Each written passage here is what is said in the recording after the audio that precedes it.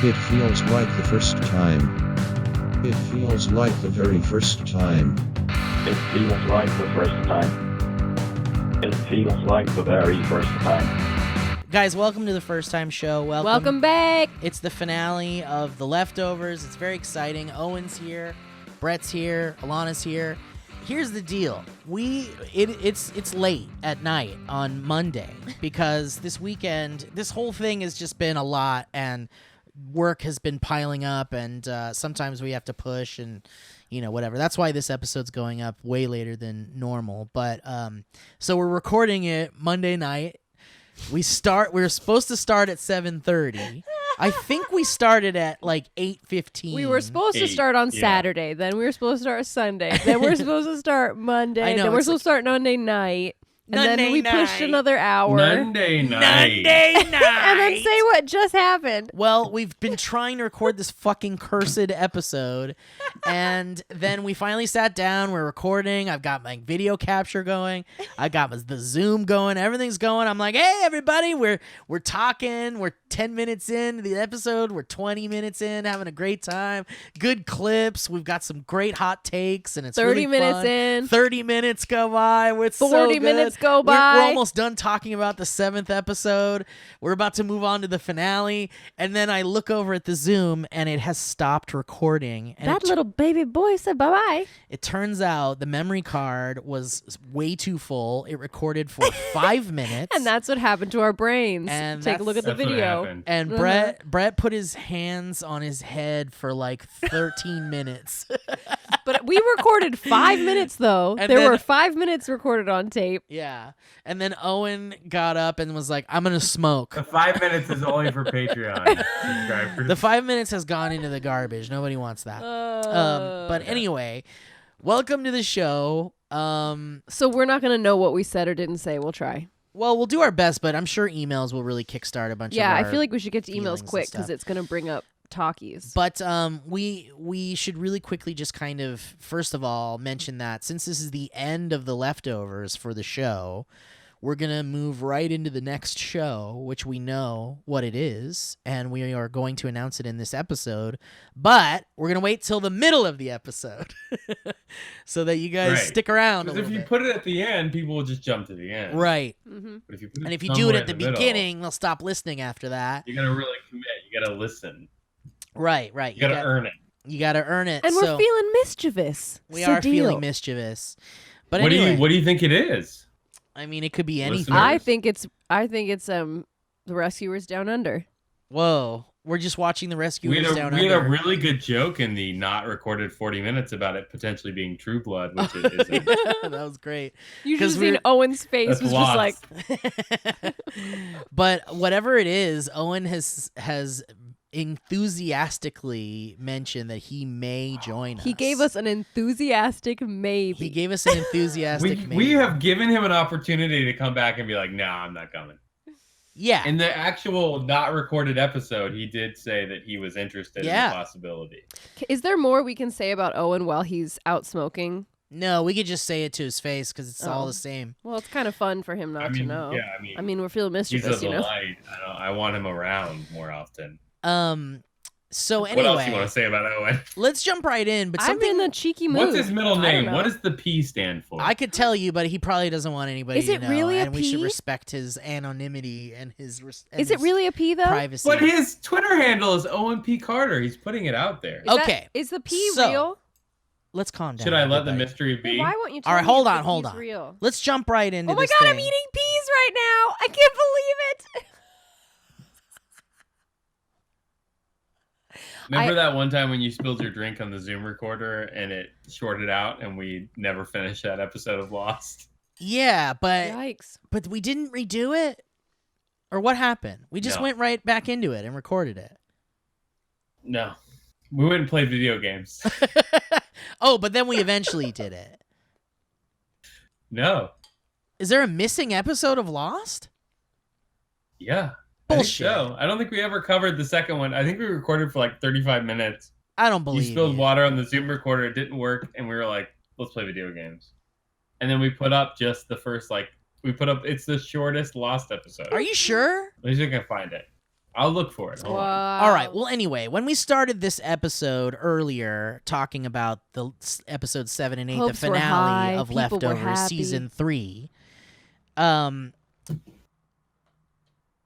we all kind of gave our thoughts about the ending of the series as a whole.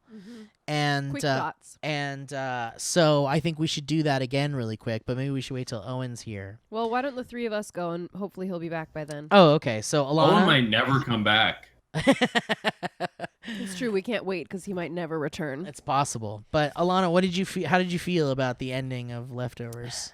My overall thoughts were I was shockingly, absolutely satisfied. I felt great. I mean, there's always going to be things that you're like, if I can be perfect. But, that's not my art creation. I'm watching it. Someone else's. And I felt good. Next. I share the sentiment. I felt good. I think it's a beautiful show. I think it's really, I think I'm kind of sad I didn't watch it sooner, but now I'm glad I waited so long too. Wait, what? Because when did you watch it? Well, I watched the whole season when it aired, the whole series when it aired, and then I never rewatched it because I wanted to hang on to rewatching it.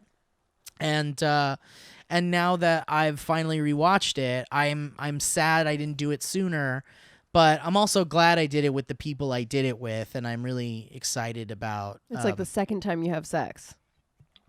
It is, yeah. Which for a lot of people is very real. But I'm glad anyway, I finally did it. I wish I had done it sooner, but I'm really glad I did it with the people I did it with. But I loved it, and I thought it was great, and I'm so happy about it. I think it's one of the greatest series of all time. It's in my top 10 for sure. And we don't have to hear Brett's thoughts about the finale. I mean, yeah, it's a real bummer that No, it's okay. Version, It's I okay. delicately ceded that my opinion might be controversial. It's okay. It's okay. I'm just joshing you because it's funny. Let's hear it. Brett, what do you think about it? I'll say it the same way I said it before. I Yeah. thought the ending was absolutely perfect. It made me feel very emotional. It made me think about a lot of things. It made my heart tighten in my chest. And then they added another episode that was like an epilogue that we didn't need at the end of the series. And I felt really, really great about where the show ended at episode 7. You're like all the Raylos that are like, I can't believe Star Wars ends with episode 8 and there isn't a Rise of Sky. Like, I can't believe they didn't make a third one and there's only 2 Star Wars. Those people exist? I don't want to be associated with those people. I didn't know that either. Yeah, they completely ignore that Rise of Skywalker exists. Why? Why is it so bad? Okay, that's another They segment hate topic. it, and they're sad about the Raylo thing. They were deep Raylos that really wanted to see Kylo Ren and Rey get together. And because it didn't happen, spoiler alert, they're beyond upset. Where's your porn button? What do they call? What do you call the people that think Rogue One is better than both of those movies? Smart people. Oh, Can I be part of that group? No, I think Rogue One is fantastic, but I love all of the. I mean, love is a strong word, but I enjoy all the new Star Wars movies. I don't give a fuck. Whoa. Maybe I'm an old man that's lost my jadedness or something, and see things for what they are. Except the prequels suck. Guys, episode 7 of The Leftovers is titled. So Brett, you didn't really like the finale, but that's okay. We'll get into it. But I loved. So I guess I mean we'll forget what we already talked about, and it'll be confusing at this point. But the idea that I loved was this idea that Kevin had to make his peace with this purgatory world and basically accept that the people that are lost, the things that are lost, and they're gone, and you sort of have to focus on what you have, and you have to move forward with your life. And that was, I thought, really nicely buttoned up when he got on the roof with his father. And the whole series we've seen the division between Kevin and his father, and it felt like at that moment it was like, oh, he's the family I have left. He's what I have right here. And I have to really focus on what I have. And all of this bullshit about being a messiah and the flood and all that is not true. And we just have to let the mystery be. Right. Of why everyone went away, and we have to accept and appreciate what we have. Right. And then 8 does a lot to kind of unpack a lot of that in a bad way, but as we said before, me and Alana feel differently about that. But I think that's says a lot about how people view the world. I think this is a really cool and interesting show, and I really appreciate 8 that it is divisive, in my opinion. I think that the show, as much as it, go ahead. 8 to me felt like they needed a happy ending, and I didn't feel like I needed a happy ending. 7 was the ending that I wanted, and I felt really, really satisfied with the way the show ended there. And so 8 was sort of a nice button. That's why I'm like, if you consider an epilogue, I'm for it. I just don't think consider this add-on that isn't like a proper chapter in the book. I can go there. I just don't think that, like, as far as the investment in the characters and how much you fall in love with everybody, and then by the end of the 3rd season, you're like, you absolutely can't stand to see them all go, and you're sad it's over. I think that, like, if we had left Nora's story with her just going into the machine and then never seeing her again, even though I understand that that's kind of like a cool, like, rebellious filmmaker type ending for a beloved character to just kind of go away, but it's not. I think I needed... It's what we were talking about before, which is this idea of you have to either accept what you have or accept death. And I think that's where Kevin keeps ended up in purgatory, where he's not sure if he wants to accept death. He's not sure if he wants to accept what he has. And he's in this, like, teeter-totter existence. Whereas to me, I felt like Nora tried life and was like, no, I can't live without my family, and chose death because she was not able to accept. I don't see that she chose death. I don't see it as life or death, but I'll say I side with Brett here. The reasons that I liked episode 8 so much and I wouldn't have been happy with an ending at episode 7 is not because of seeing more Nora. Well, no, that's not what I was trying to say. I wasn't finished. I don't think that was an appropriate ending for Nora. And I think that that's what I'm saying, though. The fact that we got to see her and Kevin find each other again, they were meant to be together. They shared some special moment in their lives.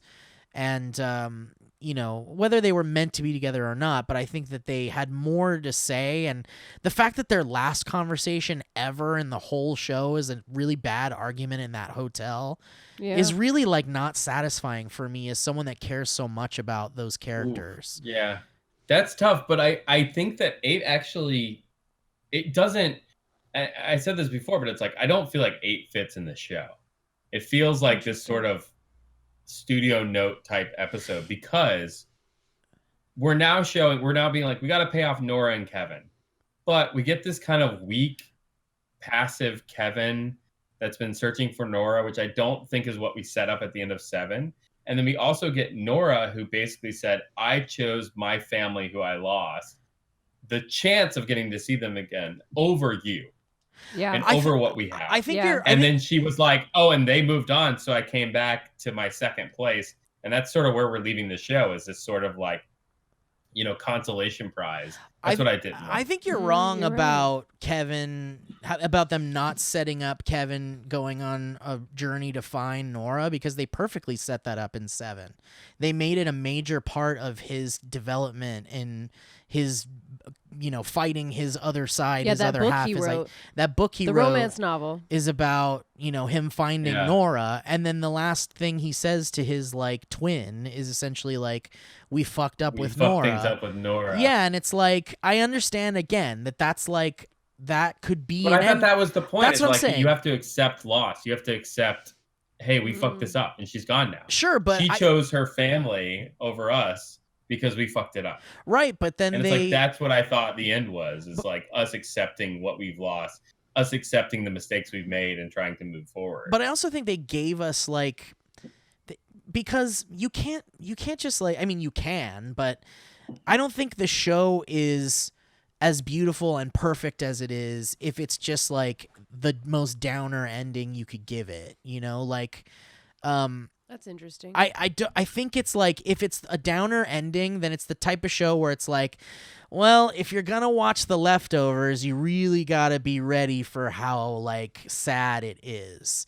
And I think that we were already taking a chance with watching such a sad show that already in its current form and in its final form is. And it was difficult to watch during this quarantine and during this time of unrest in humanity and changes and difficulties. But I think that if it was just like Nora dies and then Lori dies, and then Matt basically accepts his death, and then like, the dad is like, fuck, none of this is real, and everybody and Michael and John are like, none of it was real, and everyone's just like, fuck this. Then that's not a show I love. That's just a show that's like, see, that's a show that's cool. That's what makes the show great. Is that we see it differently. I saw the end of 7 as a really beautiful, positive ending to this show. It was like all these people have really come together. They are friends because they believed in this idea that proved false. And now all they have left is their friendship and each other. They don't have this like aspirational, this is the new Messiah, we're going to write the new Bible.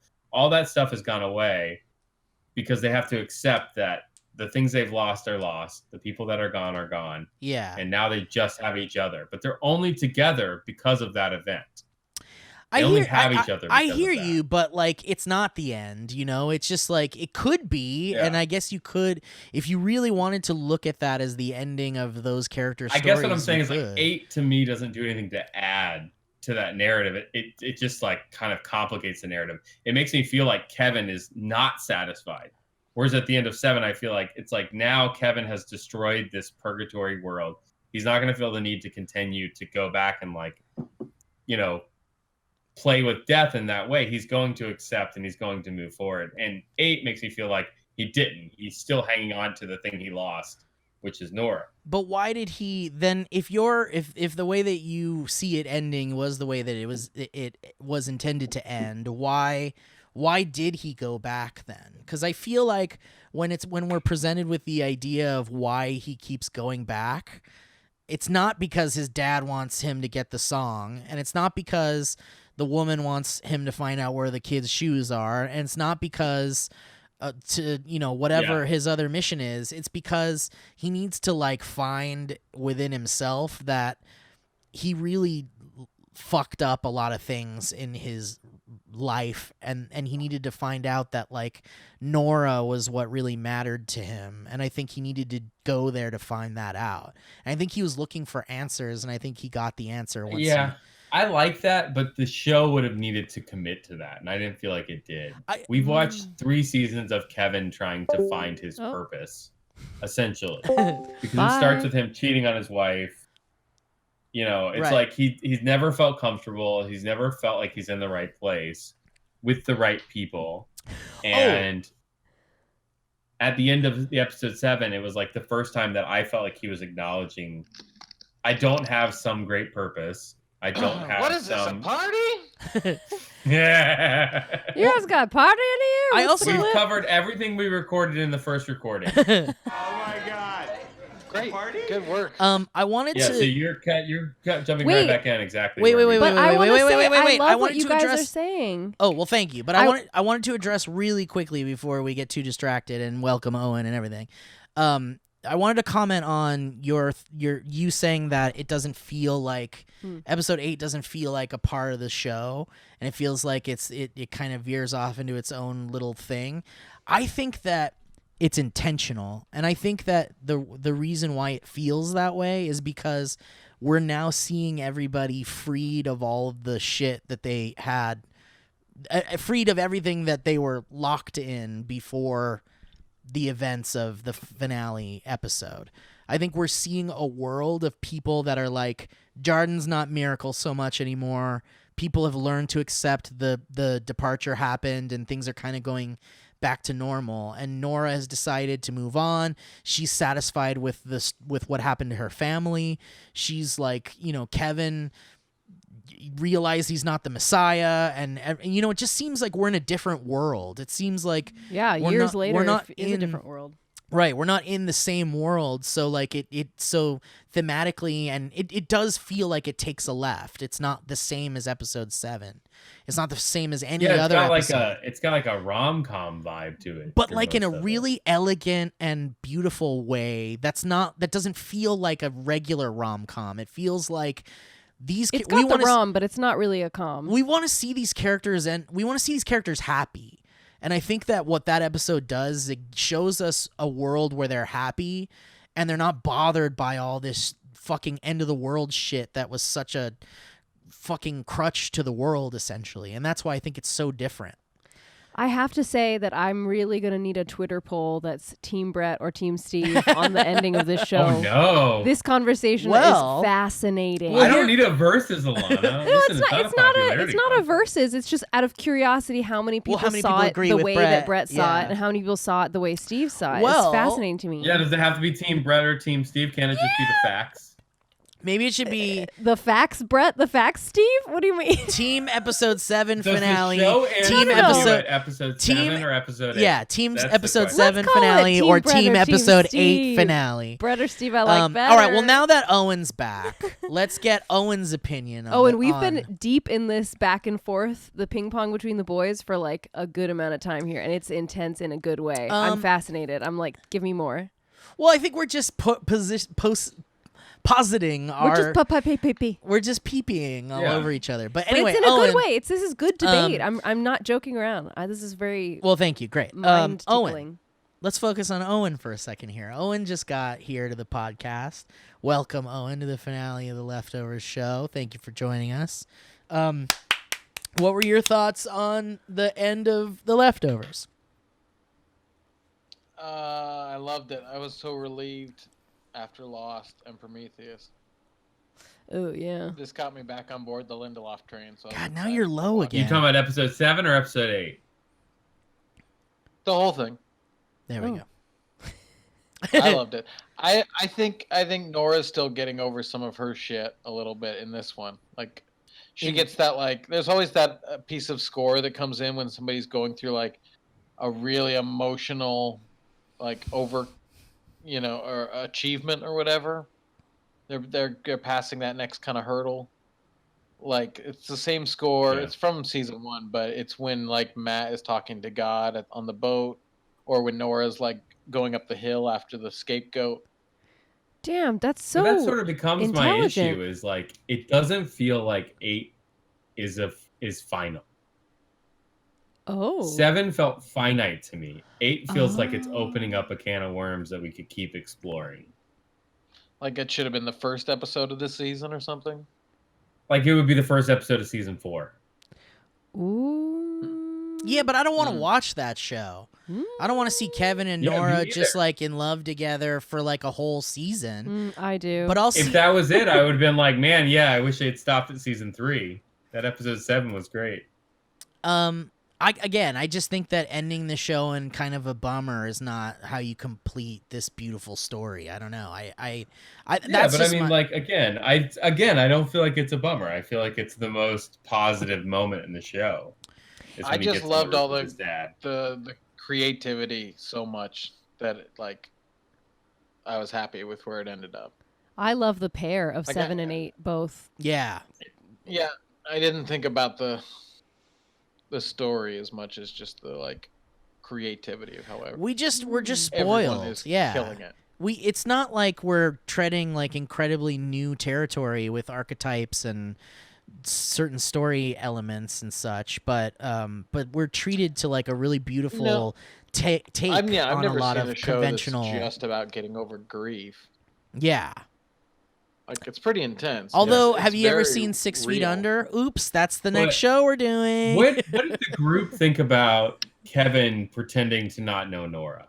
Because that was a weird moment for me because I'm trying to piece together the mystery. So I'm thinking Nora's gone somewhere else. Now she's in some other dimension. There's a weird Kevin. And when it was oh no, he just wanted to do that or whatever, I felt cheated. Agreed. I felt from a like storytelling perspective. Lindelof was just fucking playing with us and it didn't really connect. That's the most annoying thing to me about that last episode is I don't understand why enough. It just feels what? Well, I think I remember that. I remember that throwing me the first time, but knowing that was how it went this time, it was a lot more fun to watch. It was fun to watch, yeah. Did you guys know Owen is in his cradle? He has a cradle. The cradle of love. Before we lost all the shit we were talking about earlier, for episode 7, we talked about how the Fisher Protocol is actually a real life proposal if somebody proposed it in real life, so that the president might have to commit murder with his own hands to acknowledge and consider the reality of taking an innocent life rather than allowing the act of releasing weapons in That's gonna murder gazillions. Yeah. And then we talked a little bit about how David Burton actually misquoted Machiavelli in the episode when he tells Kevin that the armed prophets need to be conquered or whatever. The actual quote was kind of a reversal of that, and it got us talking a little bit about the reversal of the hotel world and that it could be a mirror how world. it could be a mirror world. Yeah, it has to. Looking Yeah, Glass. because they do the mirror thing in this episode. Right. Yeah. Yeah. Yeah. That's why. Owen, you needed to say that in our Well, you previous didn't remember recording. that? That's what I wasn't connecting when they said mirror world between the hotel. That's what I was asking. Is there another thing that No, gave I us always an think example I of thought that? of that like 30 seconds after we were done with that conversation. Like I always have my best ideas 30 seconds later. Well, perfect. Now Oh, you got I'm it. forgetting to Owen revisit. benefits from recording a podcast. Yeah, apparently. That's You where you get the solved best my Owen. mind. Kevin. Oh boy. Let's see. What else did we do? The flashback in the bathtub was Justin Theroux's final scene shot for the whole series, with he and Nora in the bathtub talking about their weird deaths, what they would do with their bodies and shit. That threw me off so hard. Also, today is the actual day we're recording this, is Justin Theroux's birthday. Happy birthday! Birthday boy!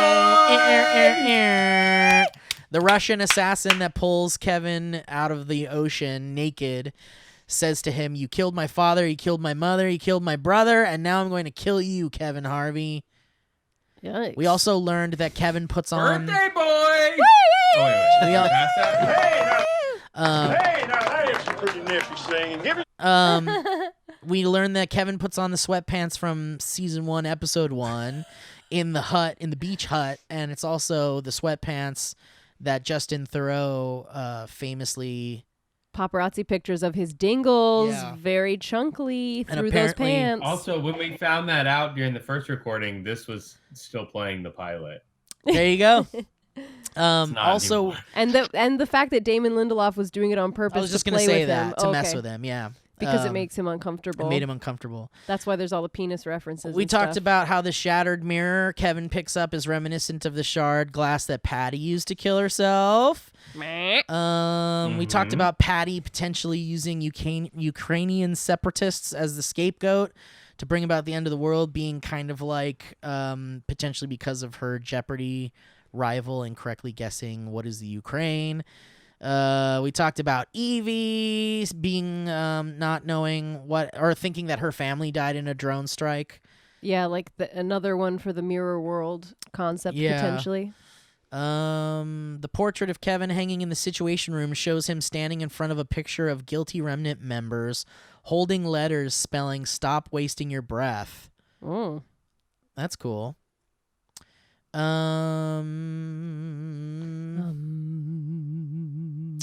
The communications officer's name tag says S. Lyons. This may allude to the French sailor who launched the nuclear missile in It's a Matt World, whose name tag read P. Lion.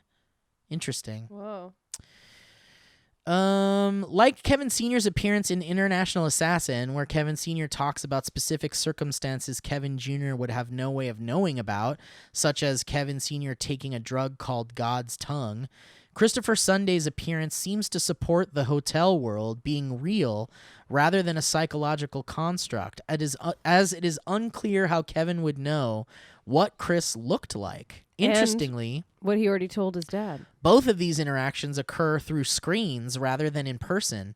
Damon Lindelof has stated his belief that Kevin Sr. was communicating with Kevin Jr. through the dream time. It is certainly feasible that Christopher Sunday likewise continued to exist in the dream time after his death, which would be in accord with Aboriginal tradition. Notably, he seems to be the only person besides Kevin and Patty who is aware of the real world. Yeah, that's something. We never circle back to that nuclear attack, huh? What? No, because I guess it just like blew up a volcano. It happened. It happened. Yeah. Wow, that's It interesting. blew up So a that was going volcano. to have some impact. in the No, I story. mean, wasn't that what was flying over at the end of the episode?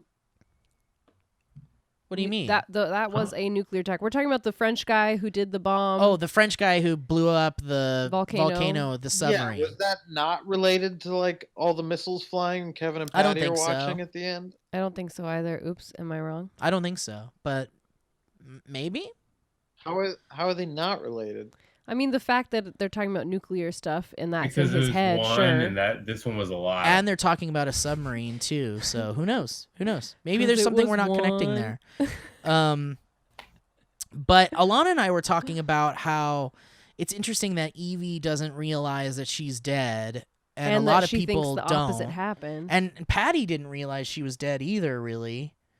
The first time. Yeah, which is how the Or this people time. feel in the 2% feel in the other world with Nora. Same thing. Right, and also Well, yeah, that's what we talked about a little bit in the lost version of this podcast. Well, it's where interesting that like Holy is What's that? did everyone who poofed Oh, did they die? die? Yeah. And they're in their own like version of this purgatory. And did Nora die and go to that version of purgatory for herself? And the reason why I Or don't did think we all die? Oh, and I they're just still I just alive? remembered the reason why I don't think the 2% of the people that disappeared died is because nobody who disappeared has been in Hotel World. Hotel World at all. Yeah. Including the kids without their shoes because they just died naturally out in the desert or whatever. And also remember, Yeah, but that's like Kevin's.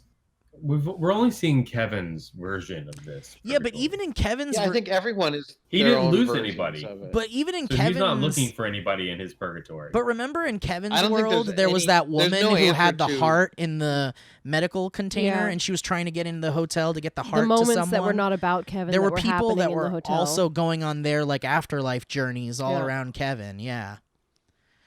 So we were led to believe that it's not just It's Kevin's not just There's Kevin's. hotel. Yeah.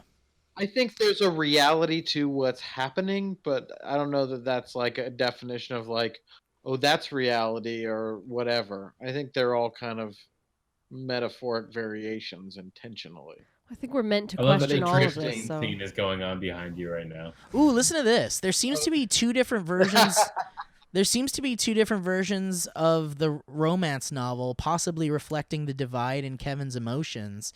In the excerpt Dean reads, the protagonist plans to use the merciful to find his love, whereas in the ending Kevin reads, the protagonist obtains the merciful to escape and be alone.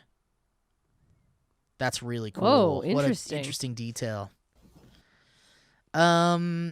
Kevin killing Brett, I love that you were kind of close when you thought he would go back to that place and pick the priest outfit. yeah. I know.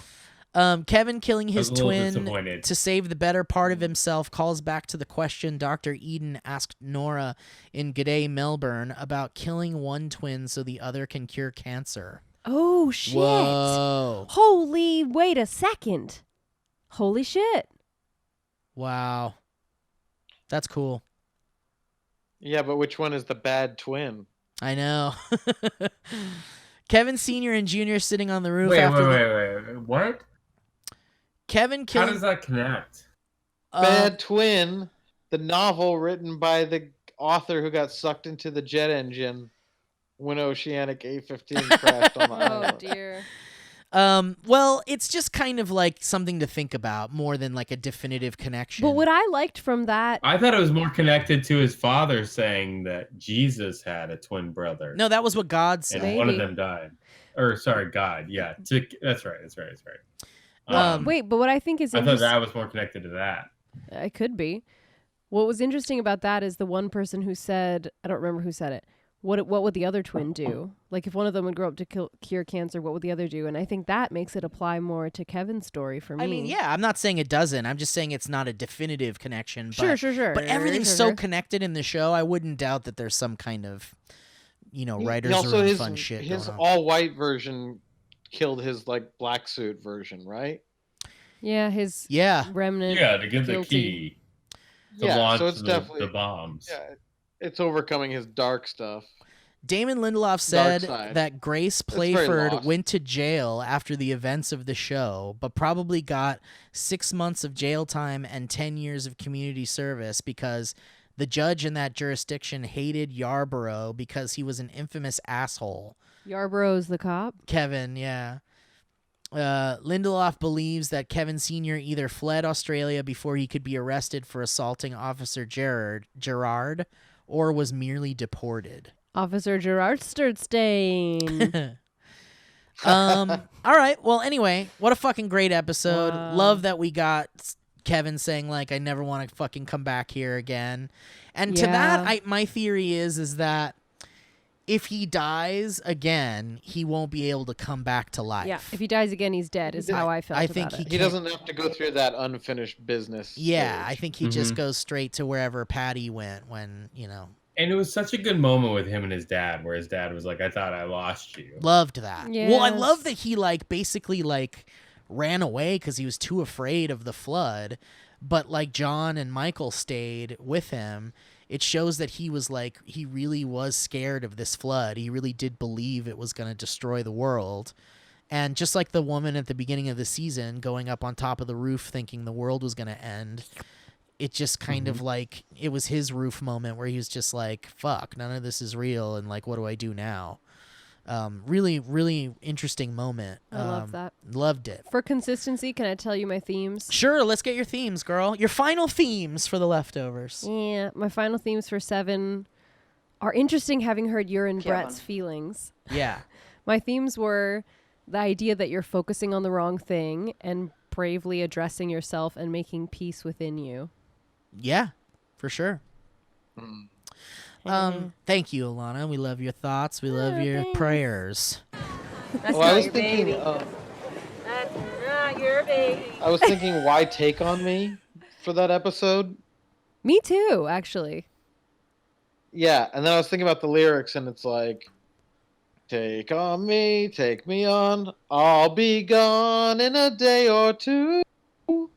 That's what it is. That's fun. I like that. When did that play again? I just remember In the questioning episode it. where Nora talks to the scientists and like the scientists are playing it on the piano, and then it's playing in the library when you Kevin think it's just a sees little Evie. a little droplet of "I'll be gone" for us? I mean, they well, love but then it. there's an '80s thing with like white lines from last season. Yeah. and stuff Oh, like that, interesting, and, yeah. like, yeah. All right, let's jump into the Book of Nora, which is such a great Yeah, let's title. jump right into clips. Oh, wait, what do you want to talk about? Wait, the episode is Fuck you, called Brett. Book of Nora? Yeah, the finale didn't know that. I of the love show it. is called the Book of Yeah, Nora. first one is Book love of it. Kevin, and last one is Book of Nora. I love it. Did you read the episode description? I'm sure Oh we've said yeah, it before. the episode Oh, it's description. great. Do you have it, Owen? I have it. It's my. Did it's you my read it, favorite Brett? thing ever. Let's see. Did you see the description of the last episode on HBO, Brett?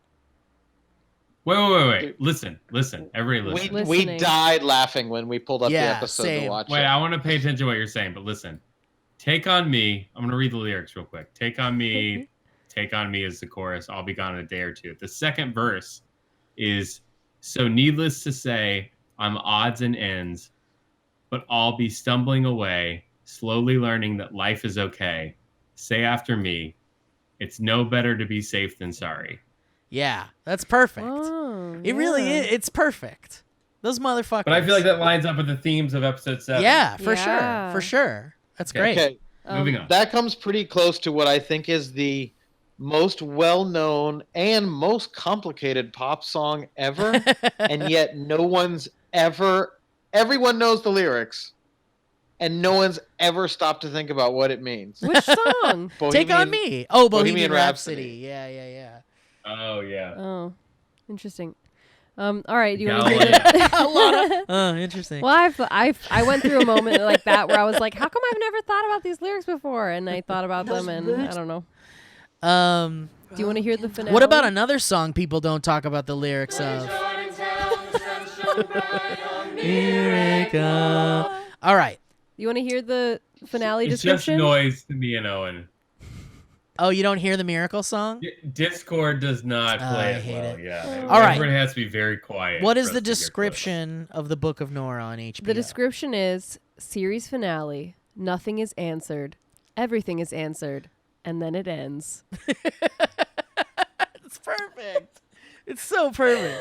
Little butt. All right. It should also say unnecessary, period. Oh! Hashtag Team Brett. That could only come from the guy who wrote Lost. I know. Book of Brett. Exactly. We'll call it Book of Brett, Book of Steve. Like his episode description for the finale of his next series was, "Hey everyone, fuck you." Right, exactly. Especially when how close is this to the end of Lost? Not close. Not close. Like a decade. It Maybe felt 10 like. years. Season 1 and was like maybe like a couple years after Lost at least. And 2 was like a couple years after that. More but then than a 3 couple. was like several years. Well, what year right? did the Until last 3 came out? I was wrong, by the way. I think it was last week or the week before. I said 2006, and I meant 16. Oops, I'm visual, so I was seeing the 6, but I didn't speak the 1. About the Book of Nora, Visual. guys. Visual. This is the longest episode of the show, the finale. I like a long finale. HBO's we already read that. In a rare gesture, HBO promised not to give the producers any notes on the finale. Whoa. As a potential, I don't know if you guys know this. That's Oh, insane. Owen's frozen, right? Or just This me? whole episode feels like a producer's note. All right, I'm gonna kick you Like, out of shouldn't it here, end Brett. happy? As I love Book of Brett, Book of Steve, guys. I need a vote. After all that grief, if you don't have some happiness, that's what I said. You I need loved it. That's what I said. You need it. If there's no proof that much emotional torture that you can still come out good on the other side, like you need it. I think we need Listen, Owen for our I think next. you're going to be shocked with the amount of people that side with me here, guys. We need Owen for our next project with this, Well, that's why we- just because of how he is on video. He's just like tiny in the corner, totally sideways. The script direction. Whatever. That's why we love Brett. Brett is always surprising. Yeah, never- True. he really He is. never Really stoop- true. He really is. Yeah. I Never just coming like from what a I dumb like. place. God bless him. I love No, it. I know, but it's exciting because Super exciting. Okay, good. I learned that I have friends that are Brett's also reliable, but most of my friends are less reliable and more entertaining. Interesting. I like to be both. I towed the line. Yeah, you got Toe. both. Good work, buddy. The script's direction Thanks, for bud. the moment when Nora opens her mouth, when before the liquid covers her face, says, and she opens her mouth almost as if she's about to shout something at the top of her air-starved lungs, and we smash to blue. Director Mimi Leader said of her discussions with Carrie Coon, "Our discussions were, let's do it as if you are not going out, at least until the very last second. And then I did have her do takes where she does yell something just to get the first syllable." Parada said that Leader and Coon had given them both versions to use, and we'll see in the editing room which one makes sense. Cool. It did make me uncomfortable how casual she was about the fact that was filling up with water. I loved that whole sequence. Me it was too. so intense and Yeah, it so was great. terrifying. Incredible. So lost. The script says that Nora is maybe So Watchmen. The script says that Nora is maybe 50 in the future sequence. If What? Nora was What? If Nora was calculated born the in November years. 18th, 1979, this would place the sequence circa 2029 or 2030. If Kevin Sr. was born in January 26, 1941, as seen on the wanted poster in Crazy White Fella Thinking, his 91-year-old age in the future sequence world placed the time frame circa 2032. And there is like a future car. Did you see Kevin's future Yeah. car? Yeah. Wait. Yeah, What but I are love the- that they mostly have it with her in the wilderness on a bike, so like Yeah. you don't need to do all that stuff. Yeah, I love that. What were the years they were born once again? It seems like Nora was born November 18th, 1979. And Kevin was born. I don't know. Kevin Sr. Didn't it was just- born in oh, 1941. Kevin, Oh, I know okay. you didn't say senior. I was know, like, you Kevin didn't- I'm wasn't like, born in fucking 1942? I was like, excuse me? Let's see. The sequence of Nora making the egg sandwich was initially scripted to be a recurring calming ritual for Nora. She was first supposed to be seen preparing and eating an egg sandwich in the middle of the reused material from the Book of Kevin. After the birds return, but before Nora leaves to deliver them to the church, she again... Wait, in the middle of the reused material of the Book of... I don't know what that means. She again does so after her call to Lori. Is it footage from shots a different from episode? the first episode? Oh, that's right. Oh, I don't remember. And they were going to intercut it with some more egg sandwich of eggs. Dude, this guy's got an egg I know. That's issue. why I was really having fun with the egg moment Man, this guy... Let's see. This guy eats some eggs. After the birds return, but Nora leaves to deliver them to the church. She again does so after her call to Lori, but something is bothering her and then proceeds to lock the doors and windows. The first sequence was seemingly removed, whereas the second was presumably moved earlier, edited in after Nora returns home after hearing the nun tell her about Kevin, transitioning into her packing to flee. As an organic stall that thematically made sense, writer Patrick Somerville initially pitched the idea of Kevin introducing himself as a wholly different person, Bill Smith. See, that makes more sense but to me. Lindelof refined it to him, claiming to be a version of Kevin who has not seen Nora since the dance. The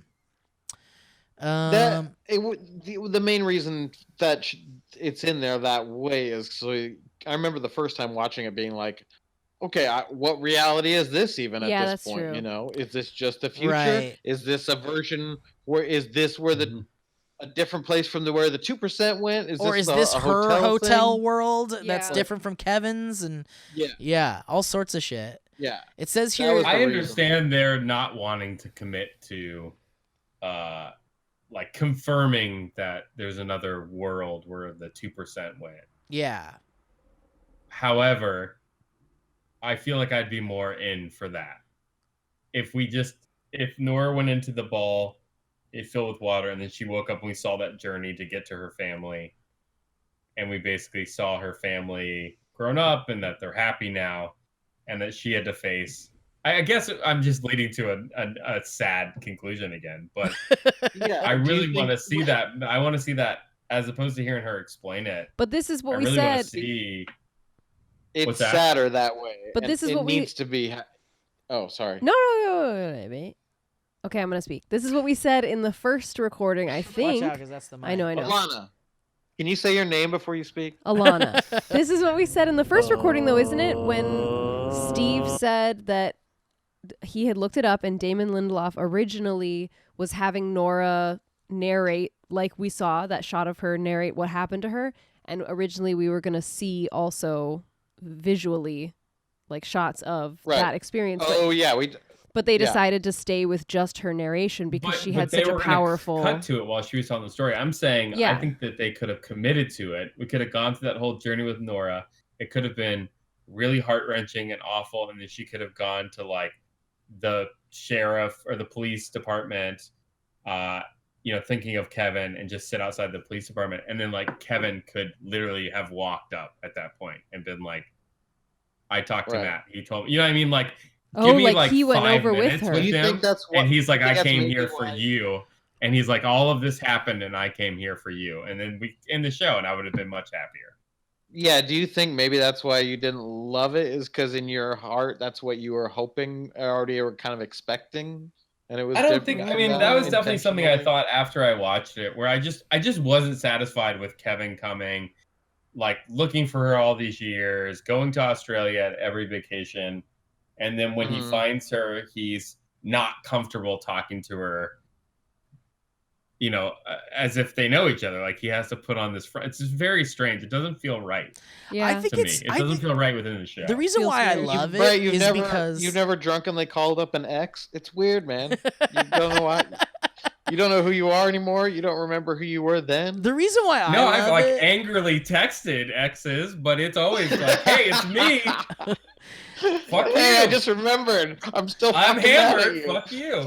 The reason why I love it so much is because, like, I think it's such a Kevin idea to be like, that's true. I'm just gonna like pretend like the last time we saw each other was at that dance, because that's what the difference is. It ends up being much more about just seeing the two of them interact. That's a more important finale, right? Than seeing whatever that place potentially was. But also, I honestly don't feel like we got enough of them together to justify that ending. No, I know, but I felt better this time. That I was glad that we weren't cutting away to something else, because I felt so much more like emotion from like, I just want to see the two of them together. All right, let's wait. Let's save more of our deeper discussion for the emails, because there is. We're still recording, right? Yeah. You have to have a happy ending to this fucking show, Brett. Okay, so listen. There's 23 emails, and we're at the hour mark, and we still haven't gotten the clips yet. And we have 23 clips. And we haven't gotten the clips yet. So 23 and me. I just want to get really quickly through what Damon Lindelof said about the big divide in the writers' room about whether Lori killed herself or not. And I guess like that was good. After they debated about it quite a bit, it says that he was initially 95% sure that Lori was dead. But after seeing the way Amy Brenneman played the scene in Certified, he became far less certain. He and the writers then realized that by not being honest with Jill and Tom about where she was, Lori was defeating the idea of making a potential scuba death look like an accident. Exactly. Ultimately, that's what I said. When the writers needed Nora to call someone after Kevin first shows up in the episode, the two options they considered were Erica and Lori, and they eventually decided Lori was the stronger option. Per Lindelof, I think the intention on our behalf always was that Lori was going to go, well, Nora didn't have a good relationship with John, really. I think that the intention on our behalf always was that Lori was going to go scuba diving, and she would decide when she was under the water whether or not she would turn the knob. But going scuba diving is her way of testing her own resolve after having said goodbye to Kevin and Nora for what she believes to be probably the last time.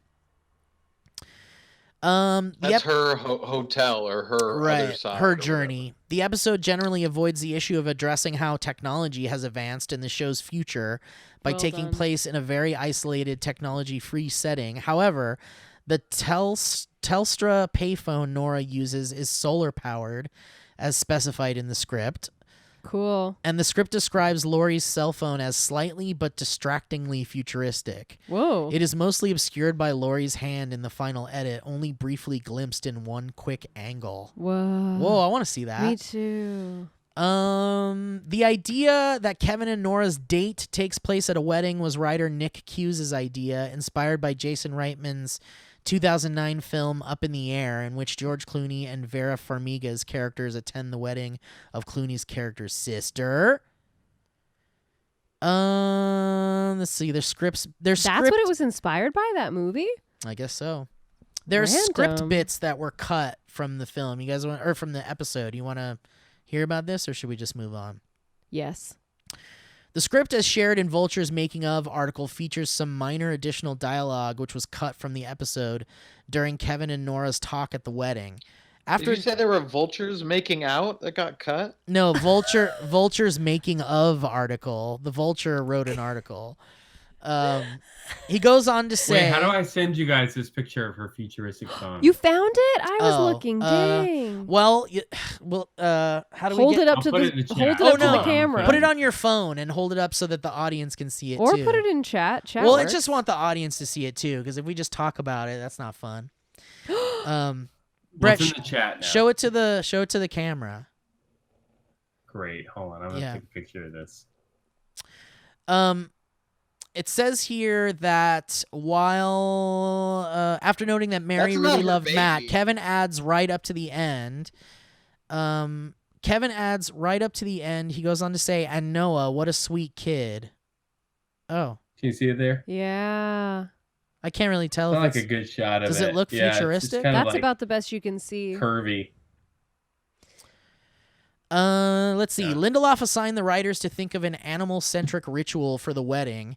In a rare instance of two pitches making their way into the show, Carly Rae's idea to incorporate Nora's pigeons delivering messages of love, and Leela Bayok's idea of a scapegoat championed by Tom Perrotta. Fuck yes, two women. Both became wedding rituals reflecting the bride and the groom's point of view. Cool.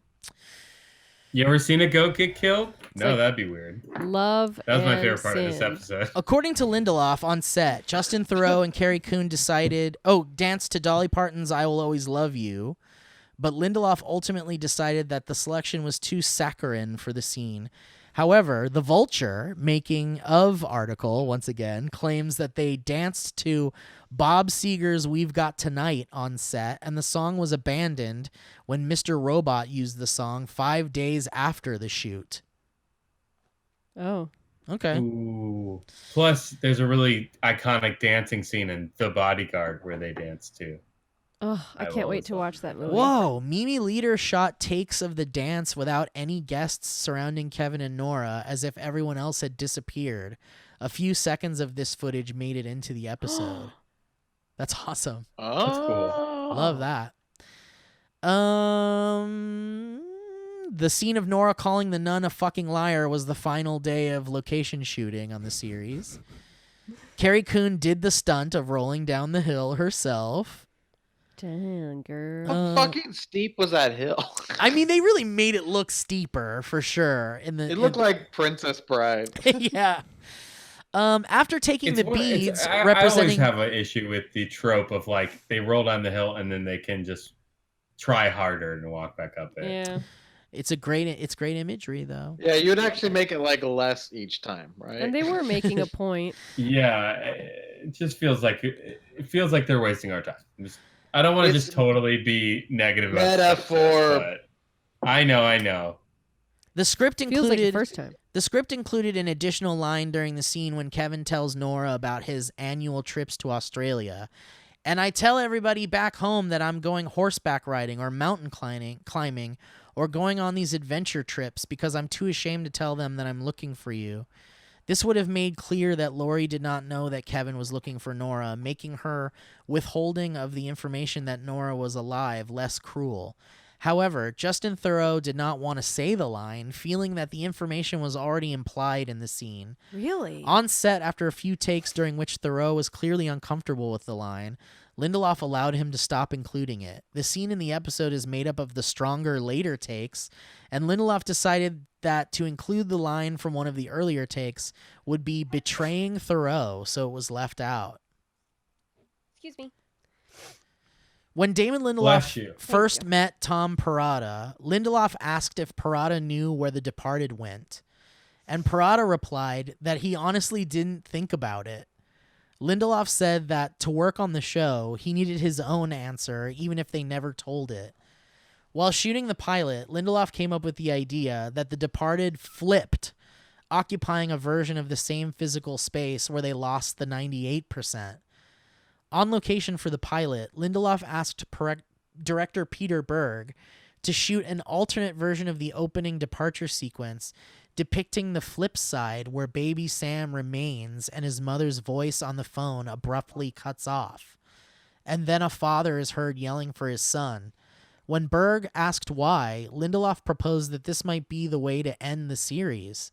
However, Berg said that they were losing light and didn't have time to get the shot. Fucking Pete. Dude, I love Pete Berg so much. Wow, imagine if the show ended like that. I'm not surprised. That would have been that's so rad. I can I mean, imagine. but that's the whole theme of the show is all the ambiguities. Yeah.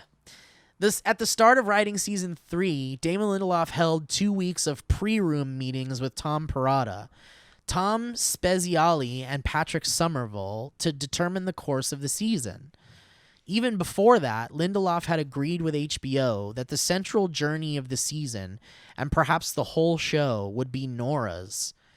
The first thing written on the whiteboard during the pre-room sessions was Nora, Nora, Nora. They had decided on the action moving to Australia, inspired largely by the influence of that movie Picnic at a Hanging Rock. Tom Spezialy had brought in as influences. Oh, he brought them in as influences. That's great. And taking place leading up to the 7-year anniversary with the possibility of the end of the world. Although they toyed with the idea of actually ending on some sort of apocalyptic event, they decided the human themes and the idea of what happens when an expected apocalypse fails to materialize were far more interesting, leading to cognitive dissonance becoming a major theme in the season. Damon Lindelof said that the initial 2 through lines conceived for the final season were Kevin learning that Matt had written a gospel about him and becoming a reluctant messiah, influenced in part by the 1979 Monty Python religious satire Life of Brian, an idea which Lindelof and Parada conceived the bare bones of even before the pre-room, and Nora being told about the LADR machine. The writers also knew that they wanted Kevin and Nora to have a huge fight and break up, but ultimately end up together. The initial inspiration for the machine was David Cronenberg's The Fly, and thus the second thing added to the pre-room ideas was whiteboard the Brundlefly Vaporizer, referencing the name of the lead character from the film, Seth Brundle. The initial plan for the LADR storyline was to actually show Nora going through and to definitively answer the question of where the 2% went, actually showing you the flip universe. While all the other writers were on board, Tom Parada was adamantly opposed to ever definitively answering the question of where the departed went, feeling it was analogous to the mystery of where we go when we die. Parada managed to sway the rest. Analogous.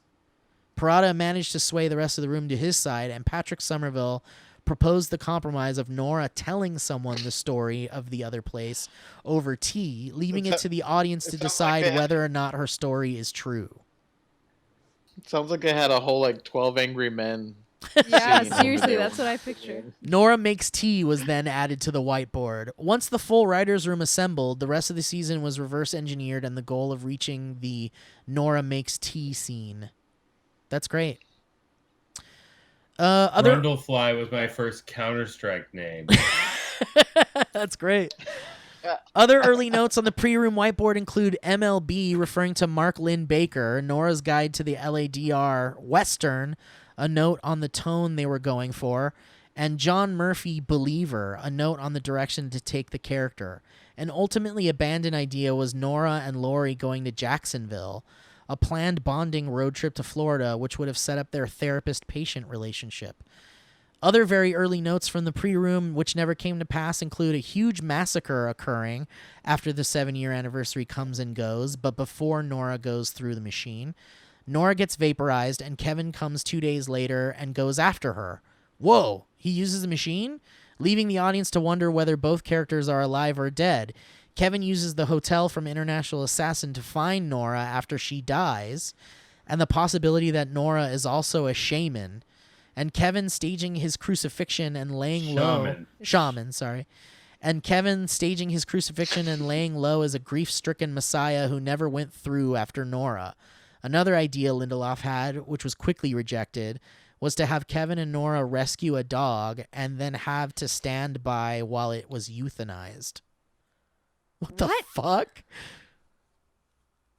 Not so much on the dog. After agreeing that Nora would lose Lily to Christine, reinforcing Nora's isolation and eliminating the technical issues of bringing a child actress to Australia, the pre-room writers decided that Nora would tell the story of her trip to the other place to a teenaged Lily who had tracked her down. Later in the full writer's room, it became obvious that the more satisfying arc would be an aged Nora telling the story to Kevin. Wow. Dude, I think it's better if it's Lily. I mean, look, you represent some of the people in the writers' room. You Brett. represent the Lollipop You gang, represent the Brett. Lollipop Guild. I think you represent the part of the writers' room that was like, yeah, do that. But the other part was the one that won over, I guess. But I represent the sad half of the writers' room where we're like, we wrapped up Kevin's story perfectly in 7. Now we have to wrap up Nora's story. And Nora's story is directly tethered to Lily because Nora's family is gone. But is it though? Because she the only theme that had we've Lily set up, for like and that's maybe just what 2 we're doing years. here. So we have to introduce Lily back to her. That to me would have been really like a difficult ending to write, which always is like the most interesting thing for me to watch. Is something that I feel like would have been really challenging to execute. Lindelof. Not to side with Brett, but it definitely doesn't pass the Bechdel test. What doesn't? Why? Nora's story. Nora and Lily talking about her saying No. family? This version. Oh, yeah. With Kevin doesn't pass the Bechdel But the test. show does, so. Why? Why doesn't it? Am I just tired? You know what I love? Nope, no answer. Bechdel Oh, wait, test no. too- Oh. Because Bechdel Nora test. and Lori only talk about Kevin, right? Yeah, if the finality of Nora's story involves there a goes guy. Alana. Uh-oh. There I go again. Yeah, if the I'm important always thing in her nervous story- that Alana has departed when she pops in and out of Discord like that. Yeah, whatever. You get it. Apparently. All right. Oh, I like. Lindelof says that he knows 100% whether or not Nora is lying. The writers had an internal conversation so that there would be no question whatsoever about their intention. We have a unanimous feeling as to which one of those realities is real, and we will never, ever say. This is what... Which one of which realities? about what Nora's experience. What are you doing? I can't figure You it gotta out. click, first of all, end that. I know, I don't know how. Just click the red hang up button. Oh. And then click on the... Yeah, there we go. Perfect. Oh, okay. Thanks. All right. This is what Alana. this is Welcome what back. really happened. Kevin believes or says he believes the story. Oh, you got Can you hear that? You get it. Jesus, Mary and Joseph. That's what let's see. Jesus. This is what really happened. Kevin believes or says he believes the story. That's the whole point of the series. That's what religion is. On set, after watching Kuhn perform the second take, Lindelof turned to Parada and said, "I think I believe her." The morning after the scene was shot, Lindelof said, "I was trying to put aside my expectations for the scene and just be there, but the prevailing emotional sentiment that started to push through the day was, how big of a deal is this do I believe her or not thing is going to be? If I could build a machine that could tell people how to think, it would essentially be that 50% of the people believe that what Nora is saying happened, and 50% think she's making it up. But all 100% say it doesn't matter." The same morning, he added, "Let's say you wrote something that you knew was not true, but then somebody else recites it and they believe it. Does that make it true?" Lindelof has also said, That's what I was saying was the theme of the show. Lindelof has also said, great job, "I think that the scene that she has with the nun when she goes and confronts the nun before she crashes on her bike is just as significant in terms of analyzing Nora's final story. It's just a nicer story. But not just that scene. Also the scene that she has with Erica in Lens. Notably in the script, after the nun tells Nora it's just a nicer story, the stage direction says, let that sit there for a moment. It's a lesson, a moral, one that, at least for now, Nora won't fucking hear. Director, executive producer Mimi Leader told Lindelof she did not want to discuss whether or not Nora was telling the truth, and Carrie Coon never asked Lindelof or had any discussion about it. Lindelof feels that Kuhn is now more qualified to answer the question than he is, since she played the scene. Kuhn has said that she sat with both possibilities and did not have a strong instinctual reaction either way, feeling that each audience member's interpretation says more about them. Justin Theroux believes the story is not true, but that Kevin decides not to care. Dang. That's so Kevin. It's totally true. And Lindelof has said that he wanted every season finale to restate the conclusion of Tom Parada's book, which is that people can be okay again and form attachments after the departure. Oh, that's nice. This is the only time I felt that. Well, there you go. That's it. That's all she wrote. That's it. I really like Matt Libs. I know. I love Matt Libs. That was so sweet. That was a great, great thing. All right. Well, you guys want to jump into some clips? Hi. I do. Let's do it. Oh, shit. We got clips here. Again, please. All right. Perfect. So here's the clips from Brett Register. The first one's called Stuffed. I want to be stuffed. Wonderful. Okay, I'll stuff you. That's great. So let's get assassinating, like shall we? That's a good one. Wait, here to go. So let's get assassinating, shall we? And then here's the next one. In the early days of our movement, it was mandatory that all members smoke cigarettes and refrain from speaking. But we realized those traditions were stupid. I love Go fuck it. ourselves. I love it so much. I love it. And I mean, even the conversation that Patty has with Kevin in the room about like how they have to end the world and shit. It's very much about the audience being like, we want the answers, we want a big ending, we want we want a big thing. A lot of fun shit there. Did you guys talk about the surprise of Liv Tyler? How'd you think about that? No, we haven't, but it's so wonderful that she came back. And I love that. I think I was always happy to see her. There was no question because he was running in the future Guilty Remnant, so all of his cabinet members would have to be people who were in the Guilty Remnant. So who are the top Guilty Remnants for us? It would be Patty and it would be Meg is her name, right? Yeah, Meg. But Meg. I love that, like, basically Kevin is the president of the Guilty Remnant and Patty is his second in command. President of the world in the religion of Guilty Remnant. But it's interesting because it's like you get to see everybody's kind of Or like, he's just the Guilty Remnant candidate. But you just see that, Sure, like, yeah, you exactly. see that Kevin is definitely, like, the king of the Guilty Remnant in this weird presidential thing. Politically, and for sure. Patty is still holding on to her, like, Guilty Remnant ideas, even in her, like, afterlife self.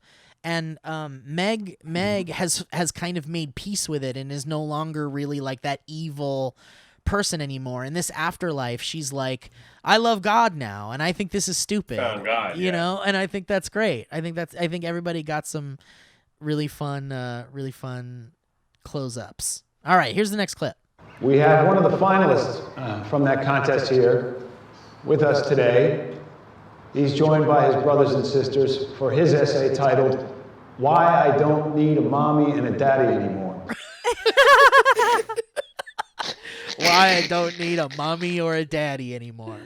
All Get right. therapy from my mommy. Next clip. Yes, sir. The door can only be unlocked by you and you alone, unless you have an identical twin brother, which would be ridiculous. Here's another one. Now, your penis, please, sir. What? Your penis. Place it on the other scanner, please, sir. Your penis. I love it so much. And now the sound of the penis.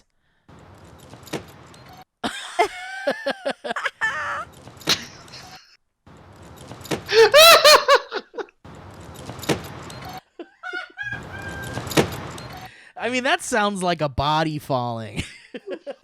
Yeah. All right, next clip. You help me, Kevin. You help me, Kevin. You help me, Kevin. Kevin.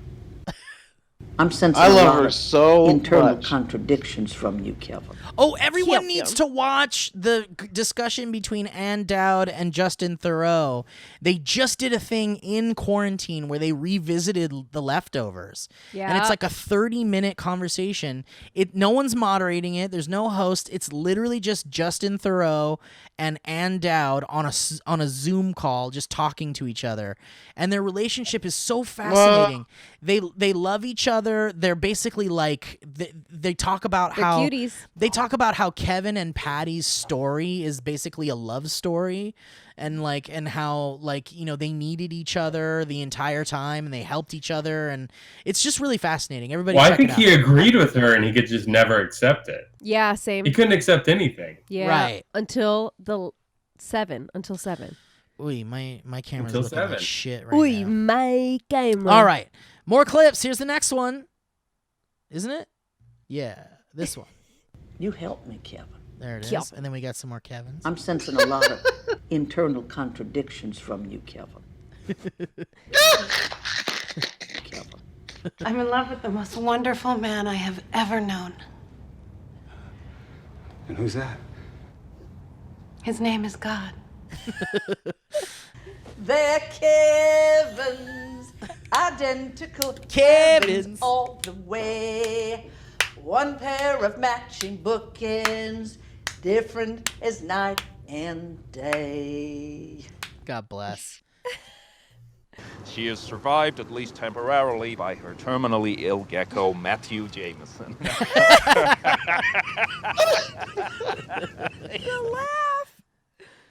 Way laugh. better that way. His laugh. And then the final clip from The Leftovers, entire series. Here it is. Like to get a little lost, you know. Nice work, Well Fred. done, In Brett. Australia. Accurate. All right. You like Remember- you were lost. Remember when we said we were going to say in the middle of this what the next show is? Oh, Let's yeah. just wait till the end. Oh, just say it now. Because then we're going to just talk about it and talk about it. We're not going to get to emails. We got Okay. 23 emails. Jeez, Like, what do you think Mary. we should do? Why Brett? don't you just say it and then we'll dive into emails? Oh, okay. We're doing Lovecraft Country. Watch it Sunday. Donkey Kong Country. Lovecraft County. Lovecraft What? County. What? Really? I'm seeing Lovecraft Country. What thing is it going to be on? What Oh, network? did I mess that up? On the Hold poster, it says Lovecraft Wait, Country. which network is it on? Who's- HBO. Oh, it's HBO. on HBO. Okay, it's another HBO. Yeah, it's called Lovecraft Country, and it's on Lovecraft Country. and it's on HBO, and it's J.J. Abrams and Jordan Peele, and we're very excited about it. Gazinga! We're gonna do one episode at a time because it's a new show, right? Yeah. Sundays. Sundays. All Well, right. Sundays I should is probably when check they that. Well, air, but back the onto episodes will come out on Mondays. Back onto the emails. We're doing it Yeah, quick. All right, let's get to some fucking emails.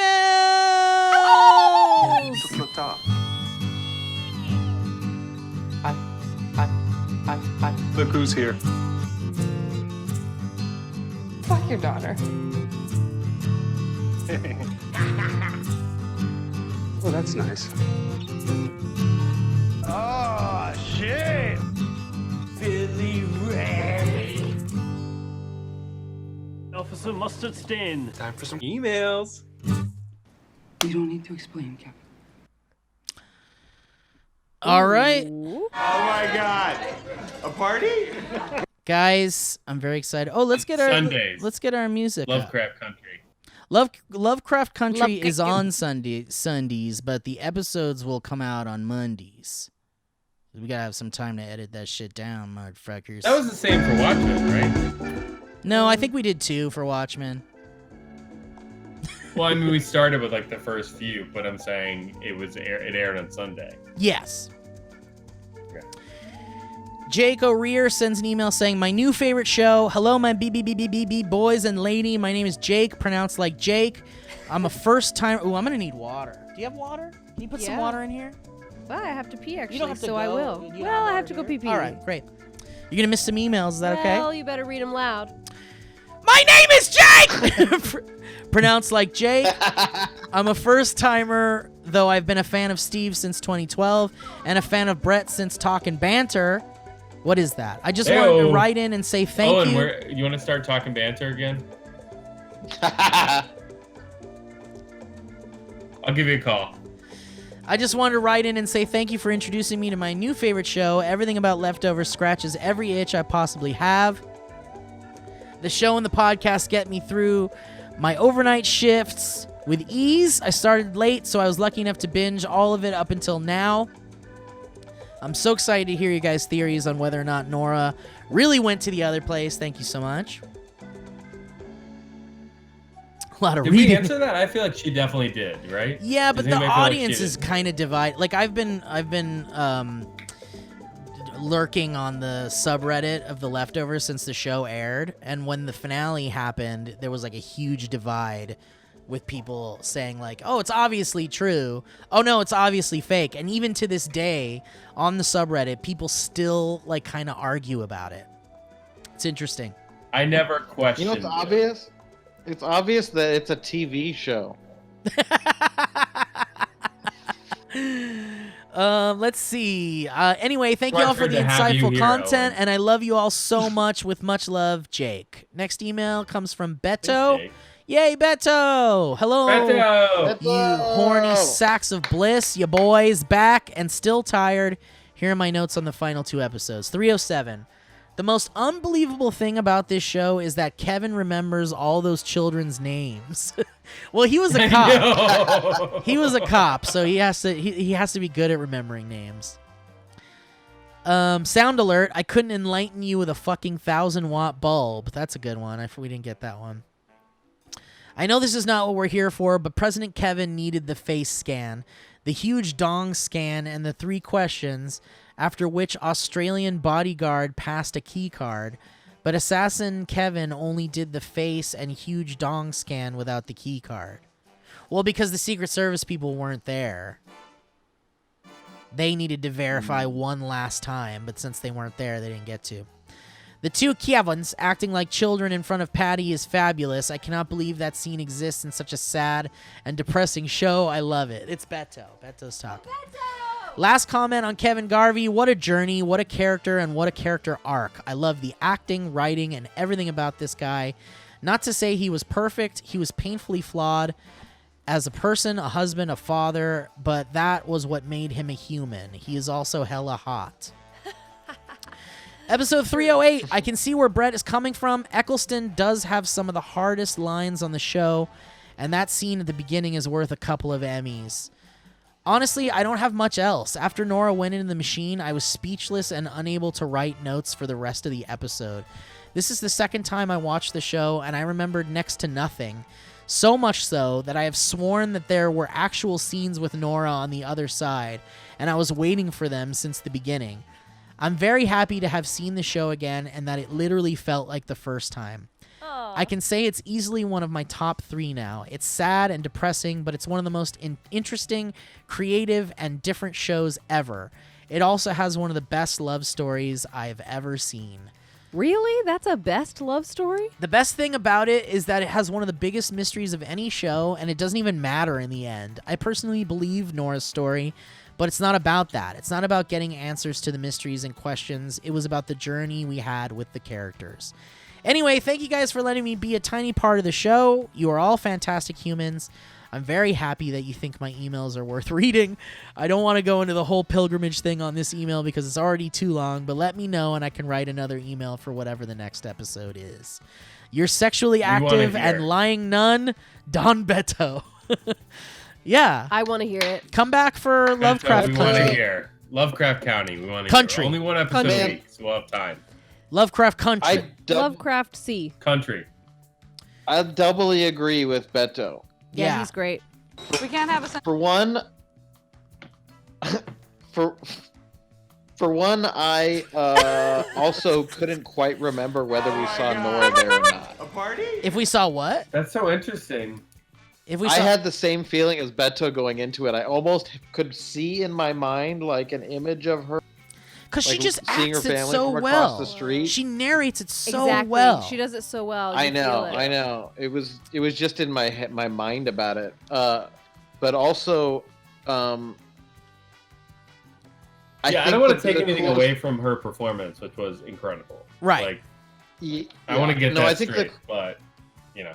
The coolest thing about this after Lost was every time after Lost, people who loved it said like, it's not about the mystery, man. It's about the characters. And I was like, bullshit. Too many cliffhangers to call that by the end of Lost.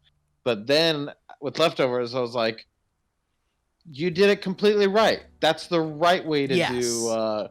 It's about the characters and not the mystery show. So okay, he nailed it. Now I feel better about that. Great. Okay, I can move on with my life. Because the Hopefully mystery's he never can, going to satisfy. Yeah. Do you think the show is about the grief of Lost for Damon? No. I mean, actually, I'm sure a lot of it is. Yeah.